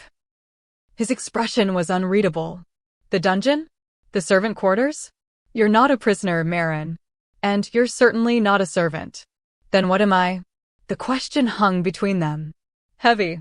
Loaded with too many meanings. Draven moved to the window. Looked out at the courtyard where wolves still gathered, still whispered, still tried to process what they'd witnessed. 7 days, he said quietly. 7 days until the convergence moon rises. 7 days until the trials of ascension. Trials I'm supposed to enter. If you choose to. Maren's laugh was bitter. Sharp. "Do I have a choice?" Draven turned to face her. His expression was raw. Open. More honest than she'd ever seen another wolf look. "You always have a choice. You can walk away. Take Stellan and disappear. Find another pack, another kingdom, another life." He took a step toward her. "Or you can stay. Face the council. Enter the trials. Try to become something this kingdom has never seen before. And if I fail? Then you fail." His voice was gentle. "But at least you'll fail trying to be something worth being. Instead of spending your life apologizing for existing." The words hit like a physical blow. Like he'd reached into her chest and pulled out every fear, every shame, every moment of self-hatred she'd ever swallowed. The council is going to try to destroy me, she whispered. Isn't it? Yes. No sugarcoating. No false comfort. Just truth. Why are you helping me? Draven was quiet for a long moment. When he finally spoke, his voice was soft, almost vulnerable. Because 20 years ago, Stellan chose me. Chose a 16-year-old boy who was too gentle for his father's court, too thoughtful for his brother's war games. They called me weak too. Said I'd never be strong enough to lead. His hands clenched into fists. I proved them wrong. Became everything they said I needed to be. Crushed every part of myself that didn't fit their idea of strength. He looked at her. Really looked at her. And I've hated myself for it every single day since. Marin's breath caught. She'd never heard an alpha admit weakness. Never heard anyone in power confess to pain. You have a chance to do it differently, Draven continued. To prove that strength doesn't have to mean cruelty. That leadership doesn't require dominance. That a kingdom can be built on something other than fear. I don't know how. Neither did I. His smile was sad. But you'll learn. And until you do, I'll teach you everything I know about surviving a world that wants to eat you alive. A knock at the door. Sharp. Urgent. My lord. Theron's voice, muffled through the wood. The council is assembled. They're waiting. Draven's expression shuddered. Back to the mask of the Alpha King, the unreadable face that gave nothing away. I'll go first, he said. Give you time to rest. To prepare. He moved toward the door, paused with his hand on the handle. Whatever they say in there, whatever they accuse you of, remember something. What? Stellan chose you. An ancient creature who's seen 1,000 years of rulers, who's carried kings and queens and warriors beyond count. He looked at all of them and found them wanting. Draven's eyes burned into hers. Until you. Then he was gone, the door closing behind him, leaving Marin alone in a room bigger than her entire past. She moved to the window, looked down at the courtyard where wolves still gathered. Still stared at the stable where Stellan stood, his silver marks glowing even in daylight. 7 days. 7 days to become someone she'd never been. 7 days before a kingdom decided whether she was a prophecy come true or just another mistake that needed correcting. Marin pressed her forehead against the glass. Felt the cool surface against her skin. Felt the weight of destiny pressing down on her shoulders like stones. She thought about running. About climbing out this window and disappearing into the forest and never looking back. But then she thought about the carved wolf's words. About her mother's sacrifice. About Draven's confession that he'd spent 20 years hating what he'd become. About 3 pups who might still be alive if she'd just found them in time. She pulled back from the window. Squared her shoulders. Took a breath that felt like swallowing fire. If they wanted to destroy her, they'd have to do it knowing she'd fought back. If they wanted to prove she was too weak to lead, she'd show them that weakness was just another word for choosing compassion over cruelty. And if they wanted to stop the prophecy, they'd have to kill her first. Marin touched the locket at her throat. Felt the pressed moon blossom inside, preserved for years, waiting. I'm ready, she whispered to her mother's memory. To the prophecy. To whatever gods were listening. Outside, thunder rumbled. 7 days away, the convergence moon was already starting to wake. And with it, a destiny that would either crown her or consume her. Either way, the running was over. The fight was about to begin. The council meeting lasted 3 hours. Marin knew because she watched the sun move across the sky from her window, marking time by shadows that crept across the courtyard stones. 3 hours where her fate was being decided by wolves who'd never spoken her name before yesterday. Who'd never cared whether she lived or died until she became inconvenient. When the door finally opened, she spun around expecting guards. Expecting chains. Expecting whatever punishment they'd decided she deserved. Instead, Draven stood there alone. He looked exhausted. More than exhausted. Hollowed out, like the meeting had carved something vital from his bones. You're still here, he said. Not quite a question. Not quite surprise. Something in between. Where else would I go? His laugh was rough. Bitter. Most wolves in your position would have run the moment my back was turned. Climbed out the window. Stolen a horse. Disappeared into the woods and hoped distance would save them. Maren lifted her chin. I'm not most wolves. No. His eyes traveled over her, reading things she didn't know how to hide. You're really not. He stepped inside, closed the door. The click of the latch sounded too loud in the quiet room. Too final. What did they say? Maren's voice came out smaller than she wanted. Shakier. Draven moved to a side table where crystal decanters held amber liquid. He poured 2 glasses, offered her one. When she hesitated, he smiled. It's not poisoned. Though I understand if you'd rather not trust anything I give you. She took the glass. Their fingers brushed again, and that spark returned. Less shocking this time. More like recognition. Like their skin was learning to speak a language their minds hadn't caught up to yet. The liquid burned going down. Made her eyes water. Made warmth spread through her chest that had nothing to do with alcohol and everything to do with finally feeling something other than fear. The council is divided, Draven said, settling into a chair that probably cost more than her entire bloodline had ever owned. He gestured for her to sit across from him. Half want you executed immediately. Call you a threat, an aberration, an omega who's overstepped so far beyond her station that death is the only remedy. Maren's hands tightened around the glass. And the other half? Wanna wait until after the trials. Execute you then, when they can make it look like you failed rather than were murdered. His smile was sharp. Dangerous. More civilized that way. More palatable to the other packs. What do you want? The question slipped out before she could stop it. Too personal. Too direct. The kind of thing an Omega never asked an Alpha, especially not the Alpha King. But Draven didn't look offended. Didn't look angry. He looked at her like she'd asked the exact right question. The one nobody else had thought to voice. I want to know what you want, he said quietly. Because this is your life we're debating. Your future. Your choice. And somehow, in 3 hours of discussion, not a single council member thought to ask what the person at the center of this prophecy actually thinks about it. Maren set her glass down. Her hands were shaking too much to hold it steady. I think I'm terrified. I think I have no idea what I'm doing. I think everyone who's ever said I'm too weak, too soft, too broken to matter is probably right. But I keep thinking about those pups. About how they looked at me like I could save them. Like my weakness didn't matter because I was there and I cared, and sometimes that's enough. Her voice cracked. And I keep thinking that if I run now, if I let them win, then everyone who's ever been called too weak, too gentle, too wrong gets the message that they should just give up.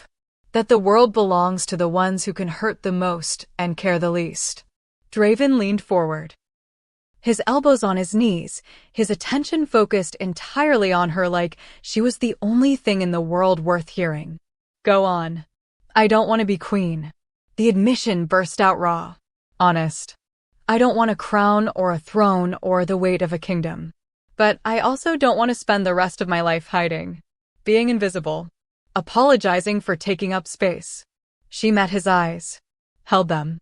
So I guess what I want is to try. To stand in that arena during the trials and prove that Stellan didn't make a mistake. Even if it kills me. It might. I know. Silence stretched between them. Not uncomfortable. Heavy, yes. Loaded with meaning. But not uncomfortable. Finally, Draven stood. Extended his hand. Come with me. Where? Somewhere we can talk without the council listening through the walls. His smile was grim. Trust me. Or don't. But come anyway. Maren hesitated. Every instinct screamed caution. Screamed that trusting an Alpha King, even one who claimed to want to help, was how wolves like her ended up disappeared. But his hand was steady. His eyes were honest. And she was so desperately tired of being afraid. She took his hand. He led her through corridors she didn't recognize. Downstairs that spiraled deeper into the palace. Past guards who nodded but didn't question. Through a door that looked like stone but swung open at his touch. They emerged onto a balcony she'd never known existed. high enough that the courtyard below looked like a miniature, far enough from the palace proper that sounds faded to whispers. The sun was setting, painting the sky in shades of fire and blood, and for a moment, Merrin forgot to breathe. I come here when the crown gets too heavy, Draven said quietly. When the council demands answers I don't have and the kingdom expects perfection I can't deliver. When I need to remember what I'm fighting for. Merrin moved to the railing. The wind at this height was stronger, pulling at her hair, her clothes. Below, she could see the entire kingdom spread out like a map. The pack houses. The training grounds. The forest where she'd slept beside Stellan. Beyond that, other territories. Other packs. The whole vast world she'd never been allowed to explore. It's beautiful, she whispered. It's brutal. Draven stood beside her, close enough that their shoulders almost touched. Beautiful and brutal and absolutely unforgiving. Every single wolf down there is fighting to survive. Fighting to protect their family, their pack, their tiny corner of existence. And they expect me to hold it all together. To make it make sense. Does it make sense? No. His laugh was hollow. It never has. We built this entire civilization on dominance and violence and called it order. Convinced ourselves that the strong deserve to rule and the weak deserve to suffer. That compassion is weakness and mercy is failure. He turned to look at her. And then you show up and save 3 pups and suddenly I have to question whether everything I've built my life on is a lie. Merrin's throat tightened. I didn't mean to. Don't apologize. His voice was sharp. Then softer. Please. Don't apologize for being the one person in this entire kingdom brave enough to choose kindness over convenience. The sun sank lower. The sky bled from fire to deep purple. Stars were starting to emerge one by one, reclaiming their territory from daylight. Tell me about your mother, Draven said suddenly. You wear her locket like it's the only thing keeping you tethered to the earth. Merrin's hand went automatically to the silver at her throat. Why do you want to know? Because I need to understand. Need to know what made you strong enough to defy an entire pack. What gave you the courage to walk into my stable and touch a creature that's killed for less? She was quiet for a long moment. Remembering. Hurting. She loved someone she shouldn't have, Merrin finally said. A rogue. Someone without pack, without honor, without any of the things that make a wolf acceptable. And she loved him anyway. Chose him anyway. Even though it cost her everything. Did she regret it? No. The word came out fierce. Certain. She told me once, right before she died, that one real moment of genuine love was worth more than a lifetime of approved emptiness. That she'd rather burn bright and brief than fade slowly into nothing. Draven was quiet. When she looked at him, his expression was unreadable. But something in his eyes looked like pain. She sounds remarkable. She was. Is. I don't know. Merrin's voice cracked. I don't know if love makes you remarkable or just doomed. Maybe both. Draven turned to face her fully. Merrin. There's something you need to know. About the trials. About what's going to happen. Her stomach dropped. What? The council agreed to let you compete. But they set conditions. Rules designed to make you fail. His jaw tightened. You'll have to face 3 challenges. 3 tests of strength, leadership, and power.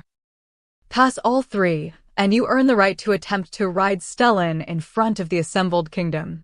And if I fail any of them? Exile. They won't kill you outright. But they'll strip you of pack protection and send you beyond the borders. Alone. Which in this kingdom, for a wolf with no fighting skills, amounts to the same thing. Merrin's hands gripped the railing. What are the challenges? I don't know yet. The council keeps them secret until the trials begin. Prevents anyone from preparing. Ensures only those with natural strength survive. He moved closer. Close enough that she could feel the heat radiating from his body. But I can teach you. I have 7 days to show you everything I know about surviving in a world designed to break you. Why? The question came out desperate. Confused. Why help me when I'm supposed to replace you? When Stellan choosing me means your time is over. Draven's hand lifted. Slow. Careful. His fingers brushed her cheek, and the touch was so gentle it made her eyes burn. Because looking at you is like looking at who I used to be. Before the crown. Before the weight. Before I learned to kill every soft thing inside me to survive. His thumb traced along her jaw. And because maybe, if I can help you succeed where I failed, if I can help you stay gentle while becoming strong, then the last 20 years won't have been completely wasted. A tear slipped down Marin's cheek. She didn't try to stop it. I don't know how to be strong. You saved 3 pups knowing it would cost you everything. You rode a legendary horse through a storm. You stood in front of a council that wants you dead and said you'd try anyway. His hand cupped her face, tilting it up so she had to meet his eyes. Marin, you're already stronger than half the warriors in my army. You just don't know it yet. Then teach me. The words came out fierce. Determined. Teach me how to survive. How to fight. How to be whatever I need to be to make it through those trials alive. Something flickered in Draven's expression. Pride, maybe. Or hope. Or something that looked dangerously close to affection. We start tonight. No rest.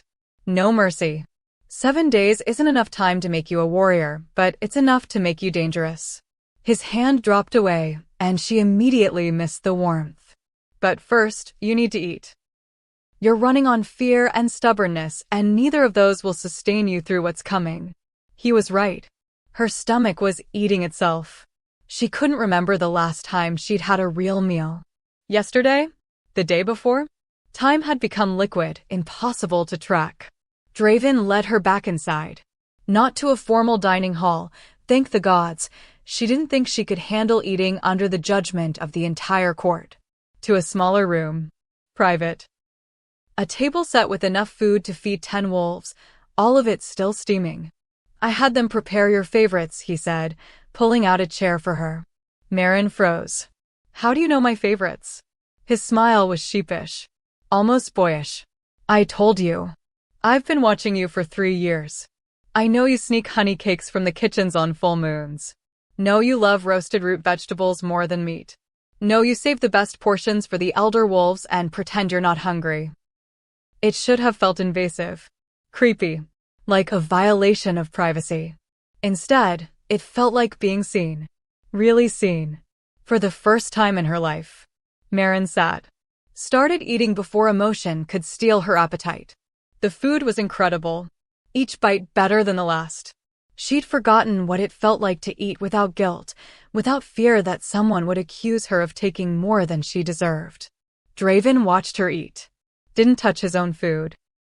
Just watched with an expression that made her chest ache. You're staring, she said around a mouthful of honey cake. You're beautiful when you're not afraid. The words hung between them. Simple. Honest. Completely devastating. Marin set down her fork. Don't what? Don't say things like that. Don't look at me like I'm something precious. Don't make this harder than it already is. Her voice shook.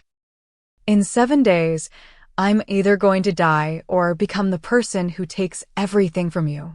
Either way, there's no future where this, she gestured between them, means anything. Draven leaned back in his chair. His expression was unreadable again. Shuddered. You're right. He picked up his own fork. Started eating with mechanical precision. Forgive me. I forgot myself. The distance hurt worse than the intimacy had. Marin wanted to take the words back. Wanted to say that maybe, in another life, in another world, she would have liked to know what it meant when an alpha king looked at her like she was worth more than survival. But she didn't. Because he was right to pull away. Because getting attached to someone who stood to lose everything because of her was cruelty, not kindness. They finished eating in silence. When the last bite was gone, when there were no more excuses to avoid what came next, Draven stood. The training grounds. Now. His voice was all business.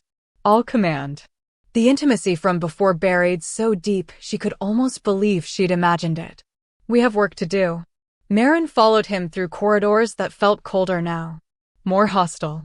Like the palace itself could sense the shift between them and approved of the distance. The training grounds were empty. Everyone was at evening meal, or in their homes, or anywhere except here. Perfect. Maren didn't think she could handle an audience for whatever humiliation was about to happen. Draven moved to a weapons rack.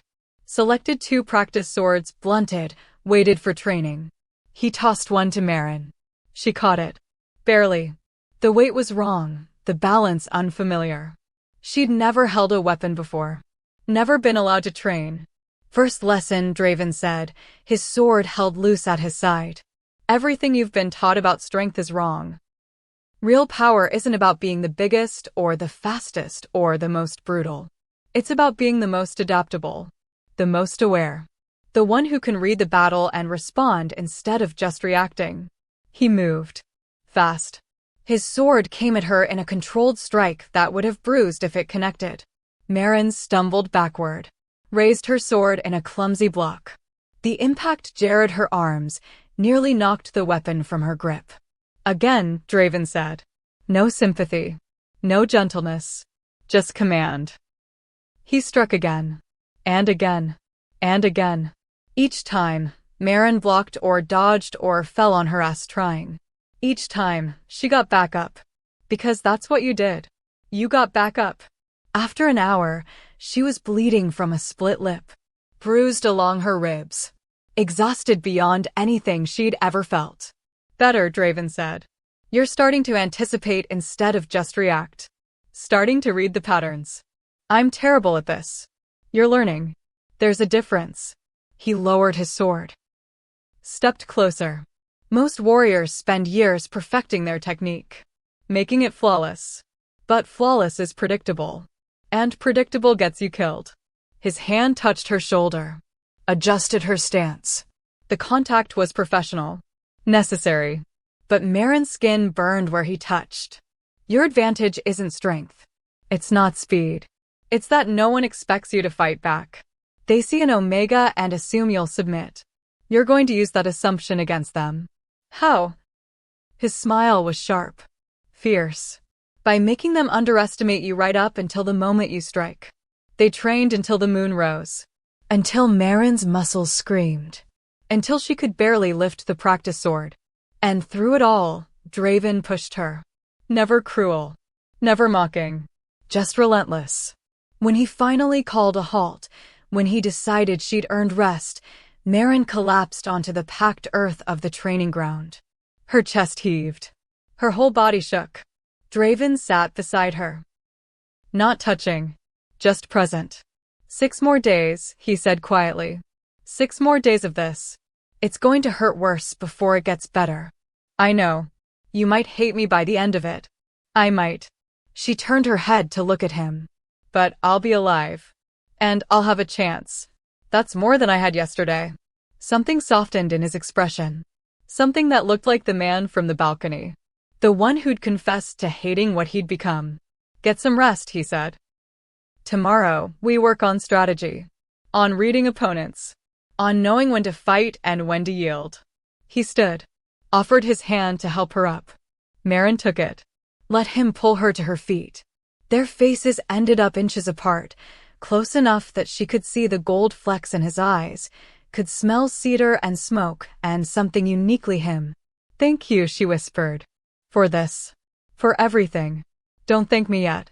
But his hand squeezed hers. Gentle. We're not done. He walked her back to her room. Left her at the door with instructions to sleep and eat and recover. Disappeared down the corridor like a shadow. Maren stepped inside. Closed the door. Leaned against it and let herself finally break. She cried. For her mother. For the fear. For the impossible task ahead. For the way Draven had looked at her like she mattered and then remembered she couldn't. For everything she was about to lose or gain. When the tears stopped, when there was nothing left to shed, she dragged herself to the bed. Fell into sheets that smelled like lavender and clean linen. Let exhaustion claim her. But before sleep took her completely, one thought surfaced. Clear and certain. Tomorrow, she'd get up. She'd train. She'd learn. She'd become whatever she needed to be. And in 6 days, She'd walk into that arena and show them all what gentle strength looked like when it finally stopped apologizing. 6 days passed like fever dreams. 6 days of training until her muscles forgot what rest felt like. 6 days of Draven pushing her past every limit she thought she had and then demanding more. 6 days of learning that strength wasn't about force, it was about knowing exactly where to place pressure until something gave. She learned to read body language like scripture. Learned that warriors telegraphed their strikes in the shift of their shoulders, the set of their feet. Learned to use her size against opponents who expected her to crumble. Learned that surviving wasn't about winning every fight, it was about lasting long enough to find the opening. And through it all, Draven was there. Teaching. Pushing. Never letting her quit even when she begged. Never letting her settle for good enough when excellent was possible. They didn't talk about the way he'd looked at her on the balcony. Didn't mention the softness that sometimes crept into his voice when he thought she wasn't listening. Kept everything professional, distant, safe. It was killing both of them. On the morning of the 7th day, Maren woke before dawn. The convergence moon would rise tonight. 3 moons aligning in a pattern that happened once every 500 years. The same celestial event that had birthed Stellan. The same night the trials of ascension would begin. The same night that would decide whether she lived or died. She dressed in the clothes they'd provided. Simple. Practical. Dark leather pants and a shirt that allowed movement. Nothing like the ornate ceremonial garments she'd seen other wolves wear to important pack events. But then, she wasn't here to look pretty. She was here to survive. A knock at her door. She opened it expecting Draven. Found Elder Vaska instead. The old woman studied her with eyes that had seen too much, lived too long. "You look different," she said finally. "Harder. Like you've been forged in fire these past 6 days. Is that a compliment or an accusation?" Vaska's smile was thin. "Both. May I come in?" Maren stepped aside. The elder entered slowly, her walking staff tapping against the floor, each step deliberate. She moved to the window, looked out at the courtyard where preparations were already underway. Stands being erected.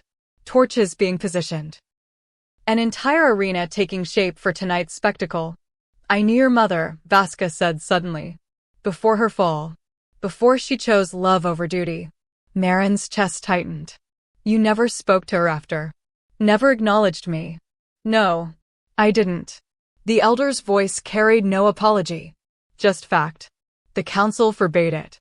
Said association with your bloodline would taint anyone who showed you kindness. I obeyed. I'm not proud of it, but I obeyed. "Then why are you here now?" Vaska turned. Her ancient eyes were sharp. "Knowing. Because tonight, you're going to walk into that arena and everything is going to change. And before that happens, you deserve to know the truth about what you carry in your blood." Maren's hands clenched. "What truth?" "Your father wasn't just any rogue. He was the last of the Shadow Walkers. An ancient bloodline that predated the kingdoms. Wolves who could move between worlds, who could speak to spirits, who carried magic in their bones that made even the strongest alphas look weak." Vaska moved closer. "The council hunted them to extinction 200 years ago. Called them too dangerous.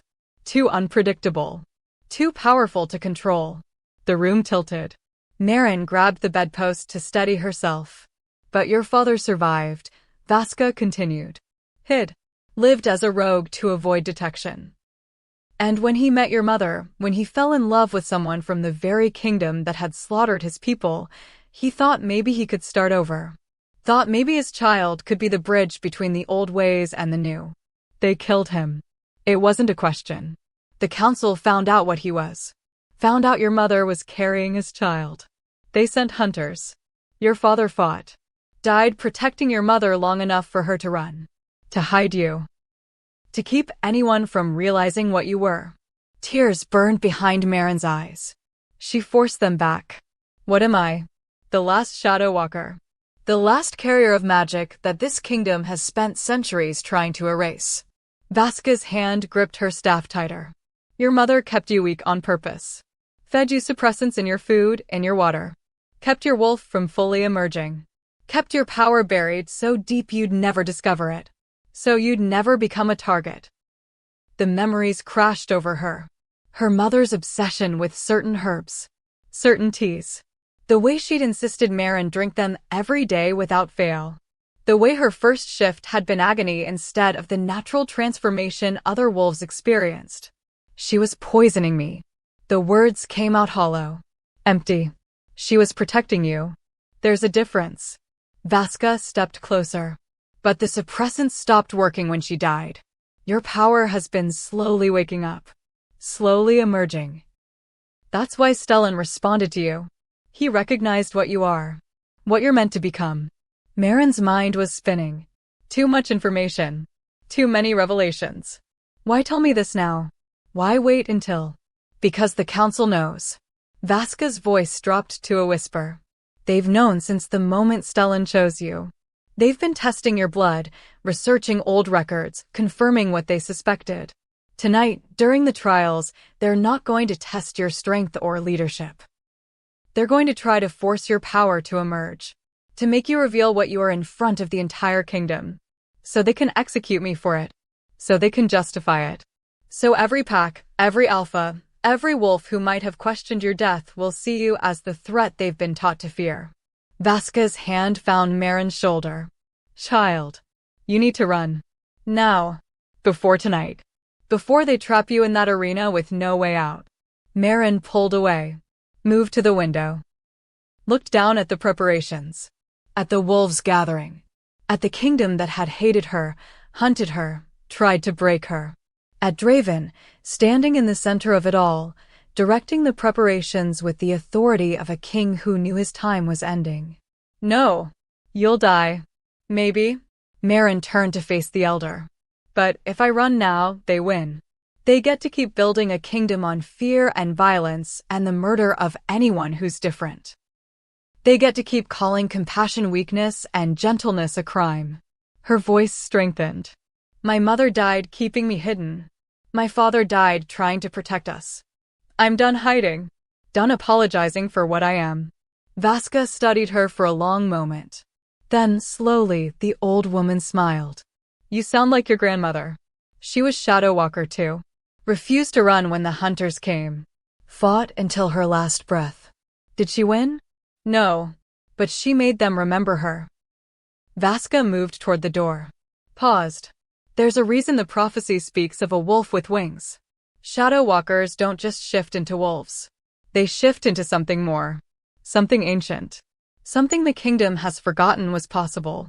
How do I access it? You don't. Not consciously. It emerges when you stop fighting what you are. When you stop trying to be what they expect and start being what you've always been.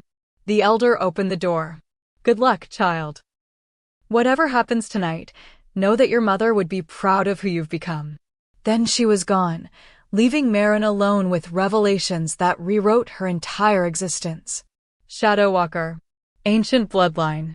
Magic in her bones that the kingdom had tried to erase.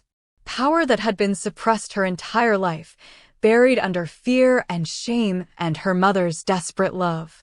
Maren looked at her hands. Ordinary. Scarred from 6 days of training. Nothing special. Nothing magical. But underneath, dormant, something stirred. Something that had been sleeping. Waiting. The door opened again. Draven this time. He took one look at her face and crossed the room in 3 strides. What happened? What's wrong? She couldn't tell him. Couldn't risk that he'd try to stop her, try to protect her from what was coming. Couldn't risk that the council would use him against her. Nothing. Just nervous about tonight. His hands framed her face.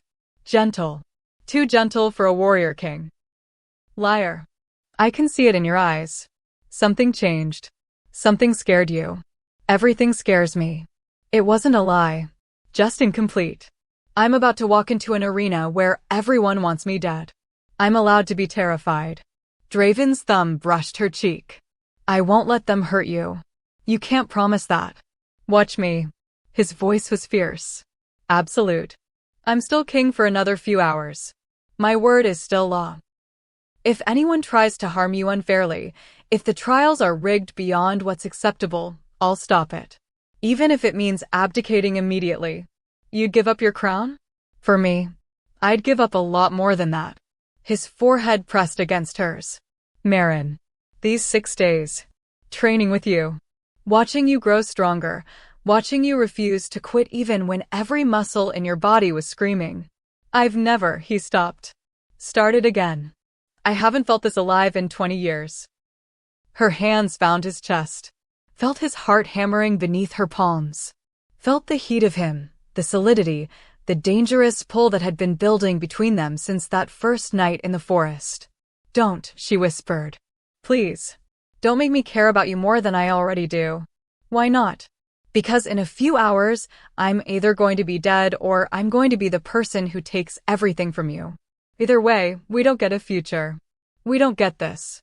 His hands slid into her hair, tilted her head back so she had to meet his eyes. Those impossible gold eyes that saw too much, understood too much. Then give me this moment. Right now. Before everything changes. Let me have this one honest thing before I have to go back to being the king who pretends he doesn't care. Maren knew she should pull away. Knew this was a mistake. Knew that letting herself want him would only make what came next hurt worse. But his lips were inches from hers. His breath was warm against her skin. And she was so tired of denying herself every small comfort because the world said she didn't deserve it. She kissed him. Or he kissed her. It didn't matter who moved first. Only that suddenly his mouth was on hers, and the world was burning, and nothing else existed except this moment, this connection, this impossible thing that should never have happened. He kissed like he fought. With precision and passion, and a barely controlled wildness that made her knees weak. His hands were everywhere, her hair, her back, her waist, pulling her closer like he was trying to memorize her shape through his palms. Maren kissed back with everything she'd been holding in. All the fear and longing and desperate need to be touched like she was something precious instead of something to be discarded. Her fingers tangled in his hair, pulled him deeper, and when he groaned against her mouth, she felt powerful, dangerous, alive. They broke apart gasping. Foreheads pressed together, breathing each other's air, neither willing to step back completely. That was a terrible idea, Maren whispered. The worst. But Draven was smiling. Actually smiling. Do it again. She did. This time slower. Sweeter. Like they had all the time in the world instead of hours. Like this moment could last forever if they just refused to let it end.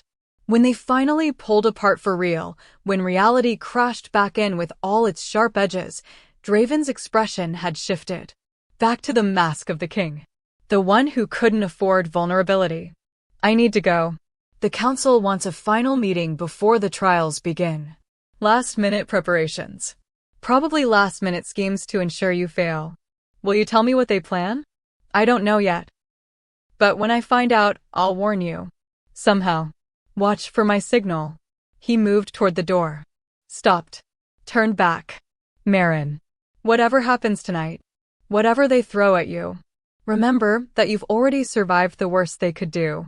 They spent years trying to break you and you're still standing. Still fighting. That's not weakness. That's everything. Then he was gone.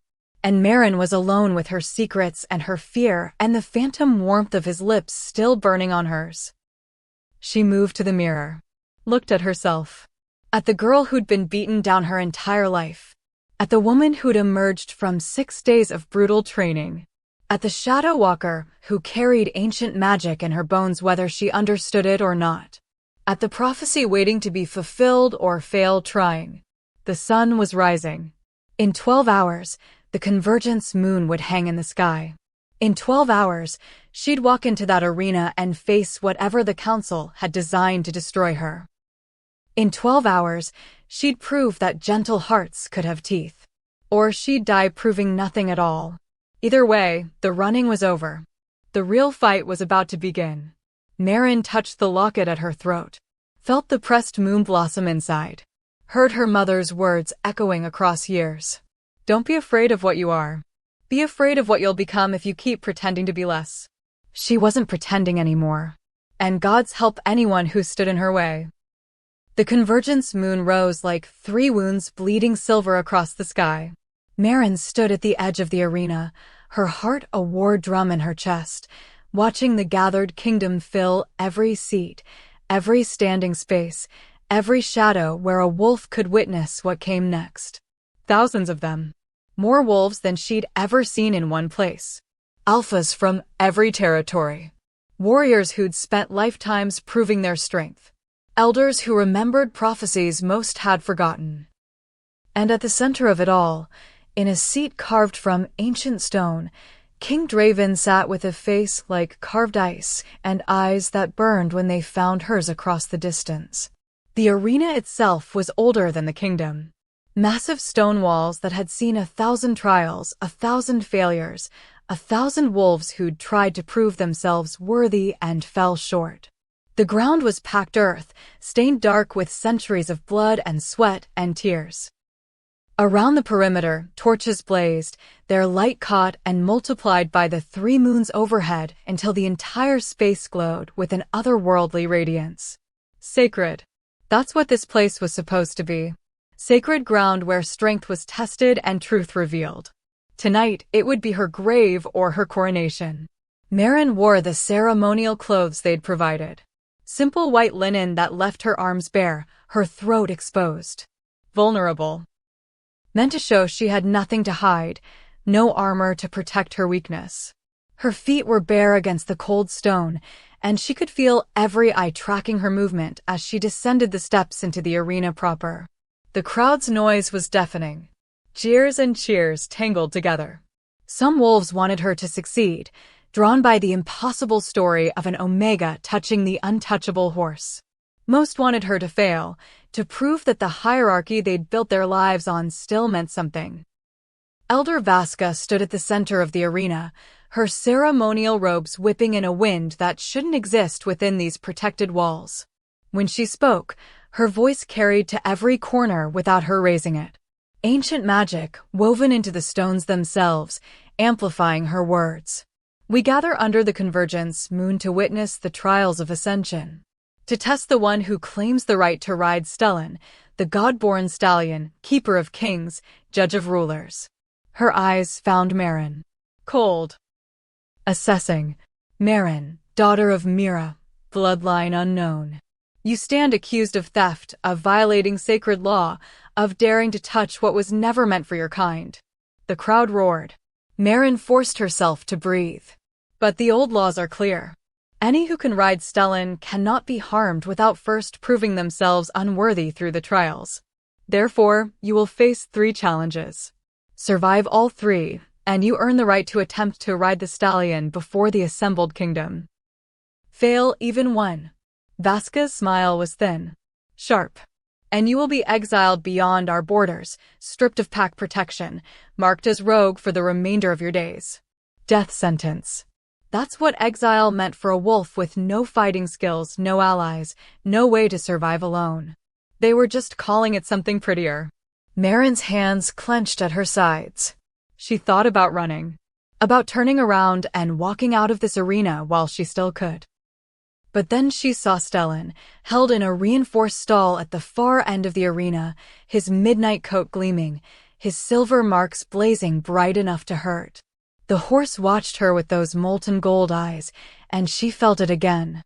That connection. That certainty that this was where she was supposed to be, even if it killed her. First trial, Vasca announced. Trial of strength. The arena floor shook. Maren stumbled as massive iron gates groaned open on the far side. Something emerged from the darkness beyond. Something huge. Something wrong. It was a wolf. But not like any wolf Maren had ever seen. Twice the size of even the largest alpha, its fur was matted and dark with old blood, its eyes glowing red with madness. Scars covered its body, raised tissue that spoke of countless battles survived through pure vicious will. A berserker. The wolves who'd been driven mad by their own strength, who'd let their animal nature consume everything human until only killing remained. The kingdom kept them locked away, used them as executioners for the worst criminals. Use them as weapons when mercy wasn't an option. The crowd's roar reached fever pitch. This wasn't a test of strength. This was murder dressed up as ceremony. The berserker's gaze locked onto Maren. It snarled, foam dripping from jaws built to tear through bone, and charged. Maren dove sideways. The creature's claws carved through the space where she'd been standing, gouging deep furrows in the packed earth. She rolled, came up running, her mind racing through everything Draven had taught her. Don't fight what you can't beat. Find the advantage. Use their expectations against them. The berserker was faster than it should be for its size. It spun, lunged again, and this time its claws caught her shoulder. Pain exploded white-hot across her vision. Blood ran warm down her arm. The crowd screamed for more. She couldn't win this. Couldn't fight a creature built for nothing except violence. Her wolf was too small, too weak, too gentle to stand against this monster. But maybe that was the point. Maren stopped running, planted her feet. Let the berserker charge toward her, all that mass and muscle and madness bearing down like an avalanche of teeth. At the last possible second, she shifted. Not into her wolf. Into something else. Something she'd never accessed before because her mother's suppressants had kept it buried. But the suppressants were gone, burned away by 6 days of pushing her body past every limit. And underneath, waiting, her true nature finally broke free. Wings exploded from her shoulders. Massive, silver-white wings that caught the moonlight and threw it back amplified. Her wolf form emerged, but not small, not weak. She was larger now, still not as big as the berserker, but no longer helpless. And those wings, those impossible wings that shouldn't exist, beat once and lifted her off the ground. Shadow Walker. That's what Vaska had called her bloodline. Wolves who could move between worlds, who carried magic the kingdom had tried to erase. The crowd went silent. Absolutely, completely silent. The berserker skidded to a stop, confused by prey that suddenly occupied space it couldn't reach. Maren hung in the air, her wings beating steadily, and for the first time in her life, she felt powerful. Felt right. Felt like every broken piece of herself had finally found where it belonged. She dove. Not to attack. To show mercy the berserker had never been offered. Her voice, when it emerged, wasn't a howl. It was something older. A sound that resonated in the bones, that spoke to the part of wolves that existed before language, before civilization, before they forgot they were more than just violence. The berserker stopped. Its red eyes flickered. Somewhere underneath the madness, something responded to that ancient call. Something remembered what it had been before pain and isolation had broken it. Maren landed in front of the creature. Slowly, carefully, she shifted back to human form. The wings remained, silver and luminous, framing her like she was something carved from moonlight and old prayers. She extended her hand. Palm up. Offering. You don't have to be what they made you, she said quietly. Her voice shouldn't have carried across the arena, but somehow it did. Everyone heard. You don't have to be their weapon. Their monster. You can choose something else. The berserker's massive head lowered. Its red eyes were clearing, sanity fighting its way back through centuries of forced madness. And then, impossibly, the creature laid down, placed its scarred muzzle in her outstretched palm. Submitted. Not out of fear. Out of recognition. The arena erupted. Shouts of disbelief. Accusations of dark magic. Demands that she be executed immediately for witchcraft. But Vaska raised her hand, and the noise died. The elder's face was unreadable. First trial passed. Through means unexpected. Maren's wings folded against her back. She kept her hand on the berserker's head, feeling the creature's heartbeat slowing, calming, finding peace it probably hadn't known since it was taken. Second trial, Vaska announced. Her voice had an edge now. Uncertainty. Trial of leadership. The iron gates opened again. But this time, what emerged wasn't a monster. It was a line of wolves. 20 of them. Chained. Beaten. Their eyes hollow with the kind of suffering that broke spirits long before it broke bodies. Marin's stomach dropped. She knew what this was. Knew what they were about to demand. These prisoners have committed crimes against the kingdom, Vasca said. Theft. Insubordination. Failure to submit to pack authority. By law, they are condemned. A true leader must be willing to make the hard choices. To sacrifice the few for the good of the many. No, this couldn't be happening. Your trial is simple. Execute them. Prove you have the strength to do what must be done, even when it hurts. Even when it's cruel. Prove you can be the kind of leader this kingdom needs. The crowd was chanting now. Demanding blood. Demanding she prove herself by becoming exactly what she'd spent her life refusing to be. Marin looked at the prisoners. Really looked at them. Saw the resignation in their eyes. The acceptance that this was how they'd die. Saw them waiting for her to become another alpha who valued order over mercy, strength over compassion, the system over the souls crushed beneath it. She thought about the 3 pups she'd tried to save. About her mother, who died rather than betray love. About Draven's confession that he'd spent 20 years hating what he'd become by following exactly these rules. Marin walked toward the prisoners. The crowd's chanting grew louder, anticipating the kill. She reached the first wolf, a young male who looked barely older than 20, and she knelt. Her fingers found his chains. Ancient iron, spelled to prevent shifting. She touched the metal, and her power responded. That Shadow Walker magic her bloodline carried, the ability to move between worlds, to exist in spaces that shouldn't be possible. The chain shattered. The crowd's chanting cut off like someone had sliced through sound itself. Marin moved to the next prisoner. Shattered their chains too. And the next. And the next. 20 wolves, freed one by one, while the entire kingdom watched in stunned silence. When the last chain fell, when the last prisoner stood free, Marin turned to face Vasca. Faced the council. Faced every alpha who'd spent generations building a hierarchy on suffering. You call this leadership? Her voice rang across the arena. No longer small. No longer apologetic. You call it strength to murder the helpless? To crush anyone who doesn't fit your narrow definition of worthy. She gestured to the freed prisoners. These wolves committed crimes? Fine. Let them make amends. Let them work to repair what they've broken. But don't ask me to prove I can lead by proving I can kill without question. Vasca's expression was stone. You've failed the second trial. By refusing to execute the condemned, you've shown yourself unfit to rule. Guards. No. Draven's voice cut through the arena like a blade.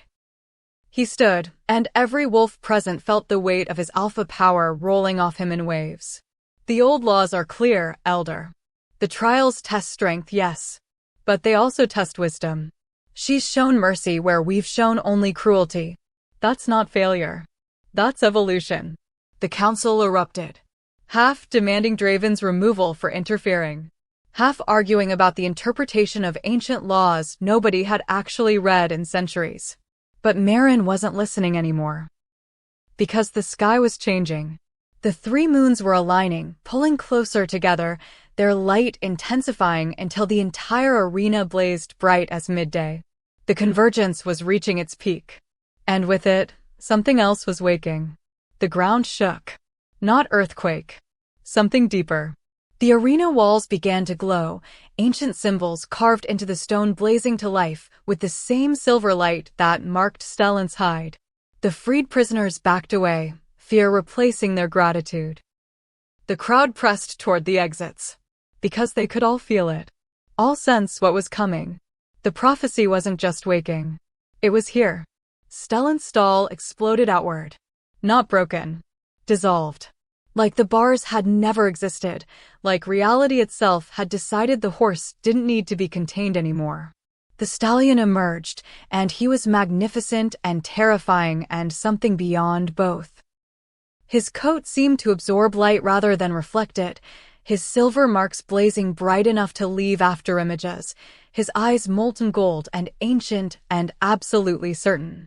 He walked toward Marin. Every step deliberate. Powerful.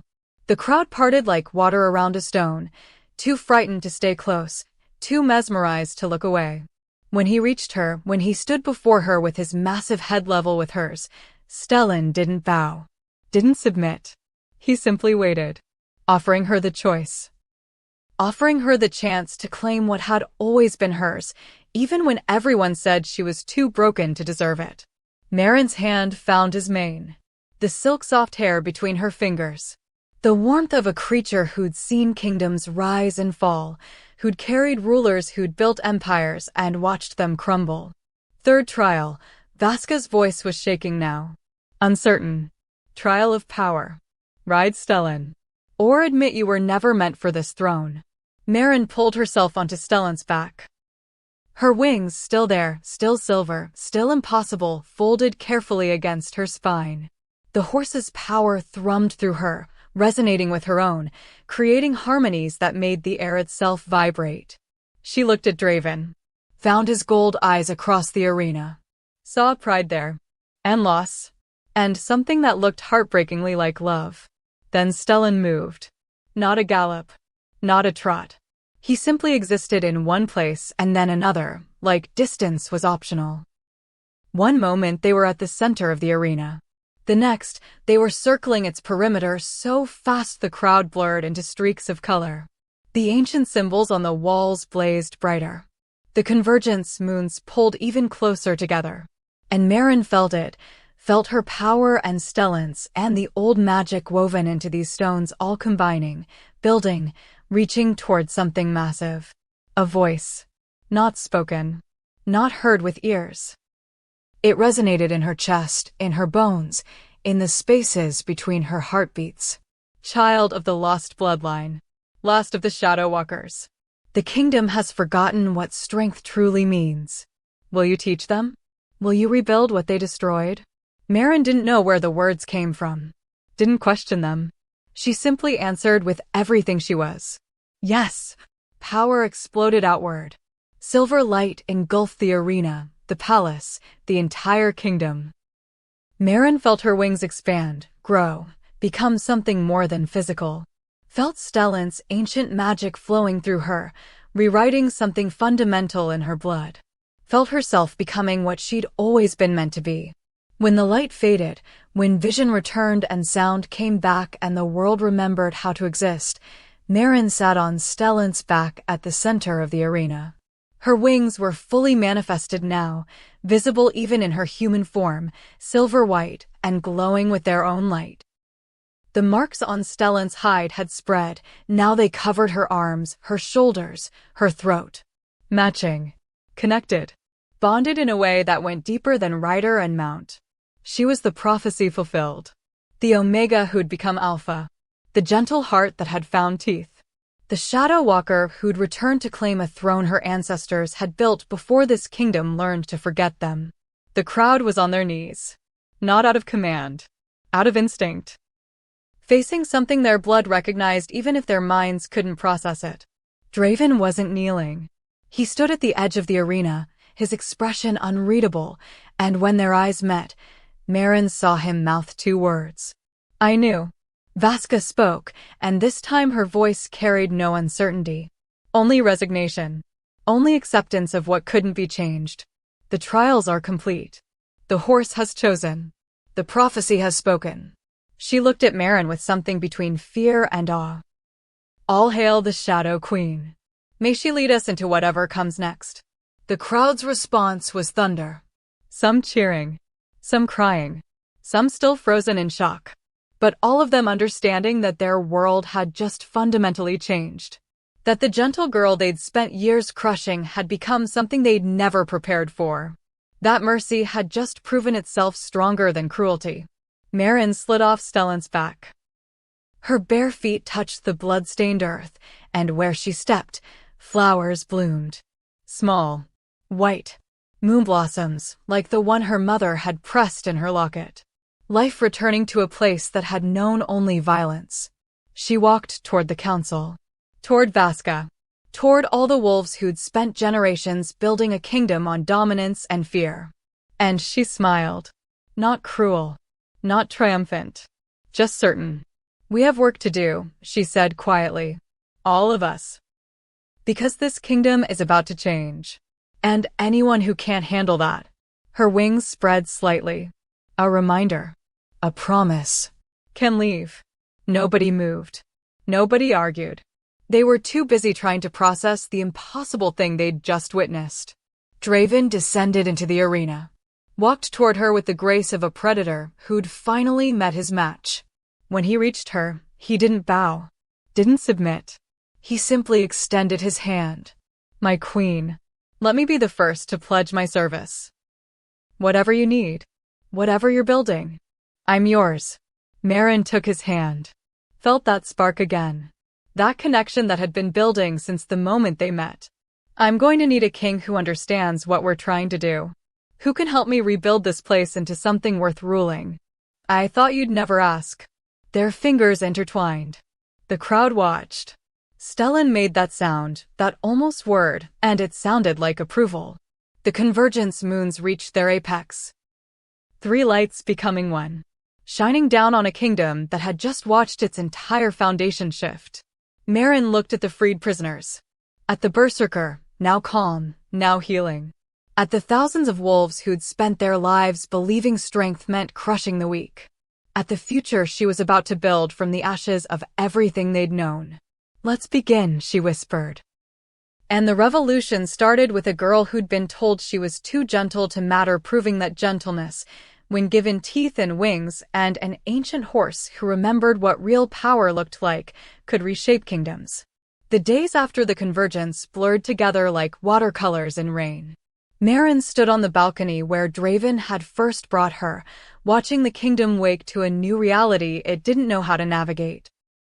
The sun was setting again, painting the sky in shades of amber and rose, and she could feel the weight of every decision she'd made settling into her bones like old scars learning to heal. The council had disbanded. Not through force. Through obsolescence. Half its members had fled in the night, unable to stomach the thought of serving under an Omega-turned queen. The other half remained, cautiously, waiting to see if her mercy extended to those who'd spent years crushing others beneath the hierarchy she'd just shattered. It did. But mercy didn't mean forgetting. Meryn had spent the last 3 days meeting with every pack, every territory, every alpha who'd built their power on the old ways. Some listened. Some nodded and smiled and waited for her to fail so they could reclaim what they'd lost. Some looked at her wings. Still visible, still glowing faint silver in certain light, and saw something worth following. Most just saw a threat they didn't know how to eliminate. Change was a knife that cut both ways. She was learning that. Learning that breaking chains meant some wolves didn't know how to walk free. That showing mercy to prisoners meant facing the rage of those who demanded their deaths. That rebuilding a kingdom on gentleness and strength combined required more energy than just ruling through fear ever had. But she wasn't alone in it. Draven stood beside her now, his shoulder brushing hers, his presence a steady anchor when everything else felt like chaos. He'd kept his word, pledged himself to her vision, used his authority to smooth the transition, stood between her and the wolves who still saw her as usurper rather than prophecy fulfilled. He'd given up his crown without hesitation, taken the title of king consort instead, second to her rule, and never once looked like it bothered him. You're thinking too loud, he said quietly. His hand found hers on the railing. Their fingers intertwined automatically now, like their bodies had learned a language their minds were still translating. I'm thinking about how many of them still want me dead. Meryn's voice was soft. Tired. How many are just waiting for me to make a mistake big enough to justify removing me? Let them wait. Draven's grip tightened. You've survived worse than their schemes. You survived being unwanted your entire life and still chose kindness over cruelty. That's not weakness they can exploit. That's power they don't understand. Meryn turned to look at him. Really look at him. At the man who'd been king for 20 years and given it up without regret. Who'd spent 6 days teaching her how to survive in a world designed to break her. Who'd kissed her like she was worth saving and then stood beside her when she proved she could save herself. Do you regret it? She asked. Any of it? Draven's smile was soft. Real. The one he only showed her when they were alone. I regret that I didn't find you sooner. That I spent 20 years becoming what the kingdom demanded instead of being what it needed. His free hand lifted, cupped her face. But regret you? Never. His kiss was gentle, sweet, a stark contrast to the chaos surrounding them. When they pulled apart, Maren rested her forehead against his, breathing him in, letting his certainty steady her own doubts. The freed prisoners want to speak with you, Draven murmured. They're waiting in the council chamber, asking what happens next, where they belong now that the system that condemned them doesn't exist anymore. Maren closed her eyes. More decisions. More weight. More lives depending on her getting this right. And the berserker? Healing. Slowly. The healers say the madness is fading. That whatever you did when you touched it, when you used that Shadow Walker magic, broke something that had been binding it to violence. Draven pulled back slightly. It keeps asking for you. Wants to thank you. Or pledge itself to your service. We're not entirely sure which. A creature built for nothing but killing, learning it could be something else. Wanting to choose something else. That felt important. Symbolic. Like maybe if a berserker could learn to be gentle, the whole kingdom could too. I'll see them all tomorrow. Maren's voice was stronger now. More certain.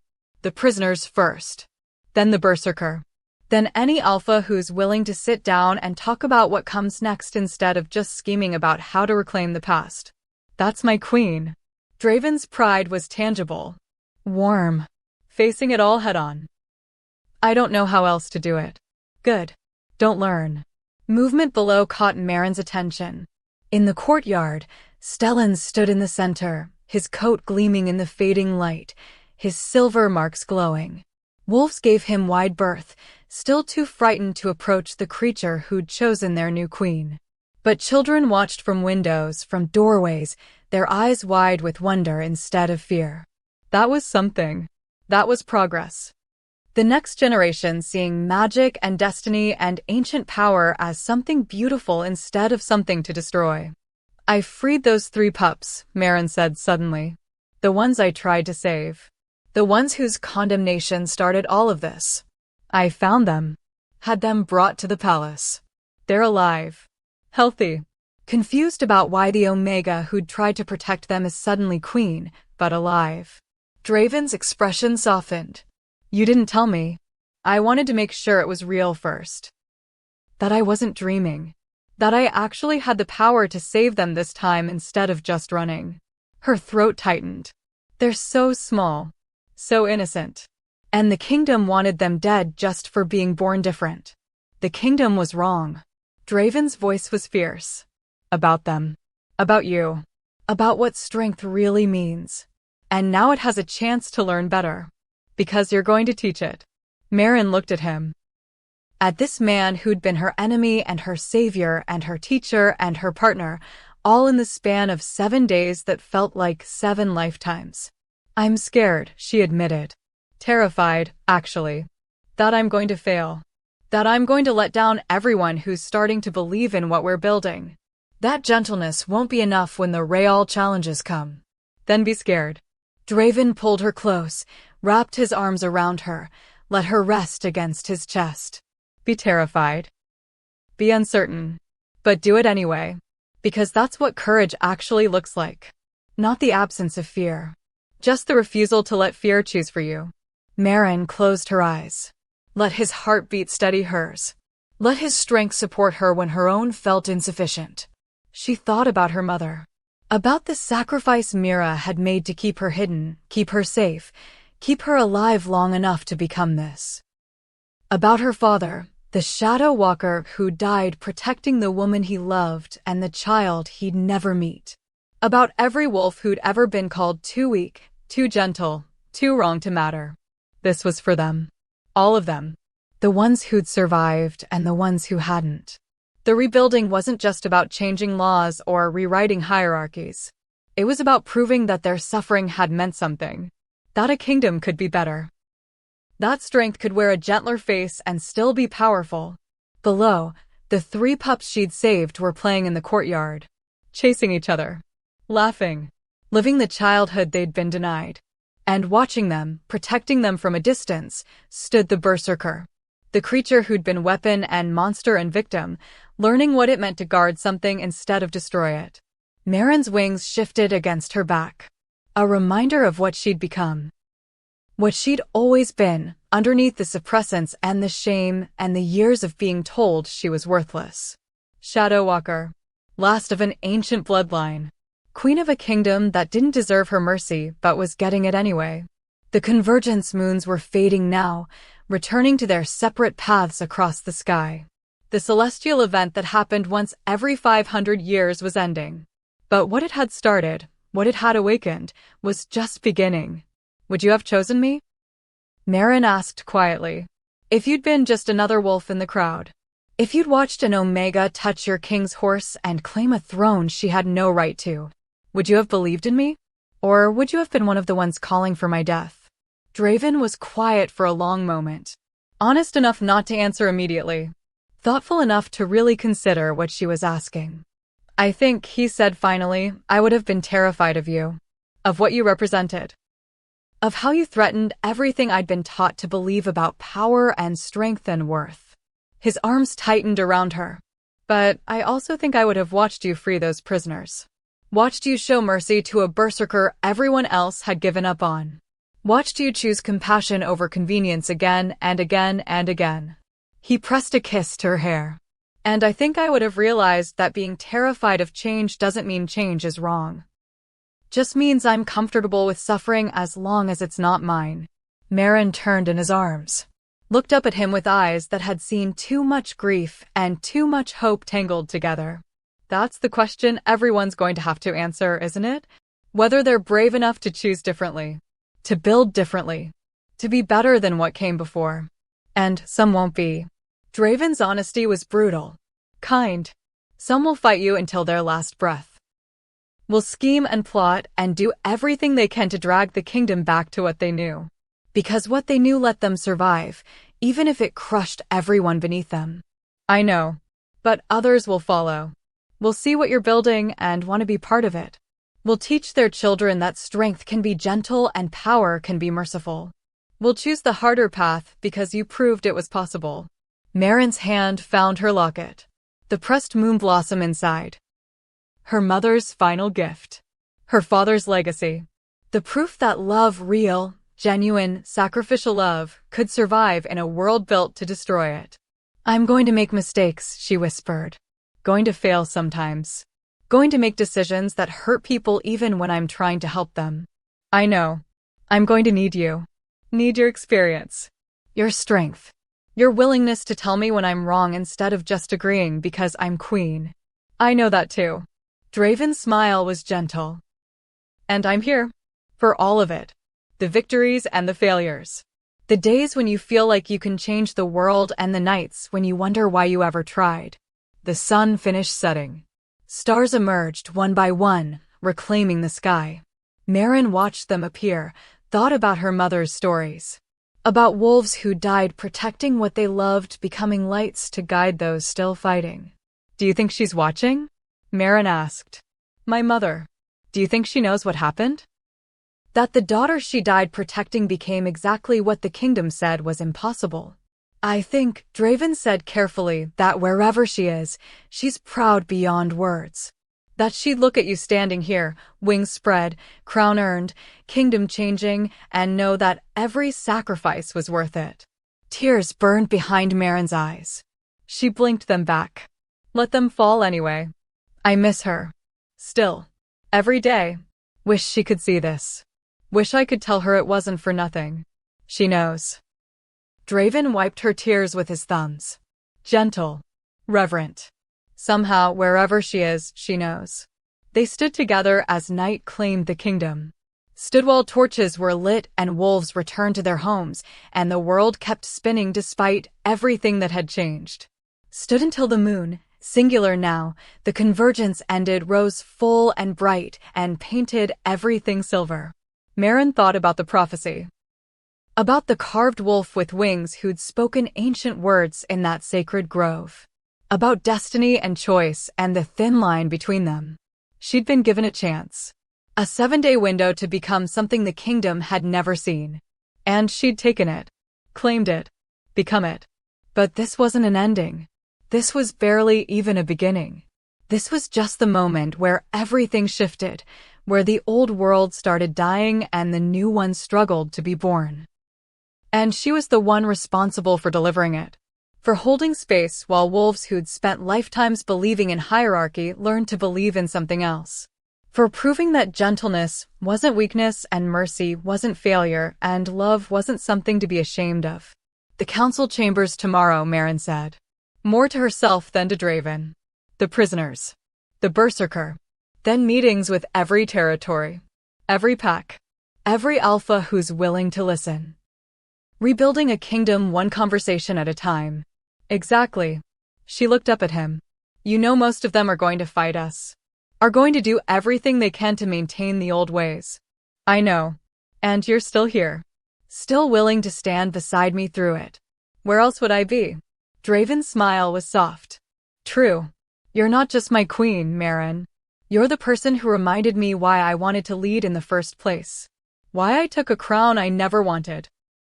Because somewhere, buried under 20 years of brutality and pragmatic cruelty, I still believed kingdoms could be better.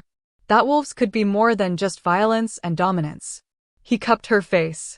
You're that better. That more. And I'll stand beside you until I can't stand anymore. Maren kissed him. Slow. Deep. Pouring everything she couldn't say into the connection between them. When they pulled apart, both were breathing hard, both were smiling, both knew that whatever came next, they'd face it together. Come on, Draven said, taking her hand. You need food. Real food. Not just the nervous picking you've been doing at every meal. And sleep. Actual sleep. Not the kind where you wake up every hour convinced someone's coming to kill you. Is someone coming to kill me? Probably. But my guards are watching. And Stellan's outside your window. And you have wings now. So they'd have to be very stupid or very desperate. That describes half the kingdom. Fair point. He tugged her toward the door. Come on anyway. Let yourself rest. Let yourself be human for a few hours instead of prophecy made flesh.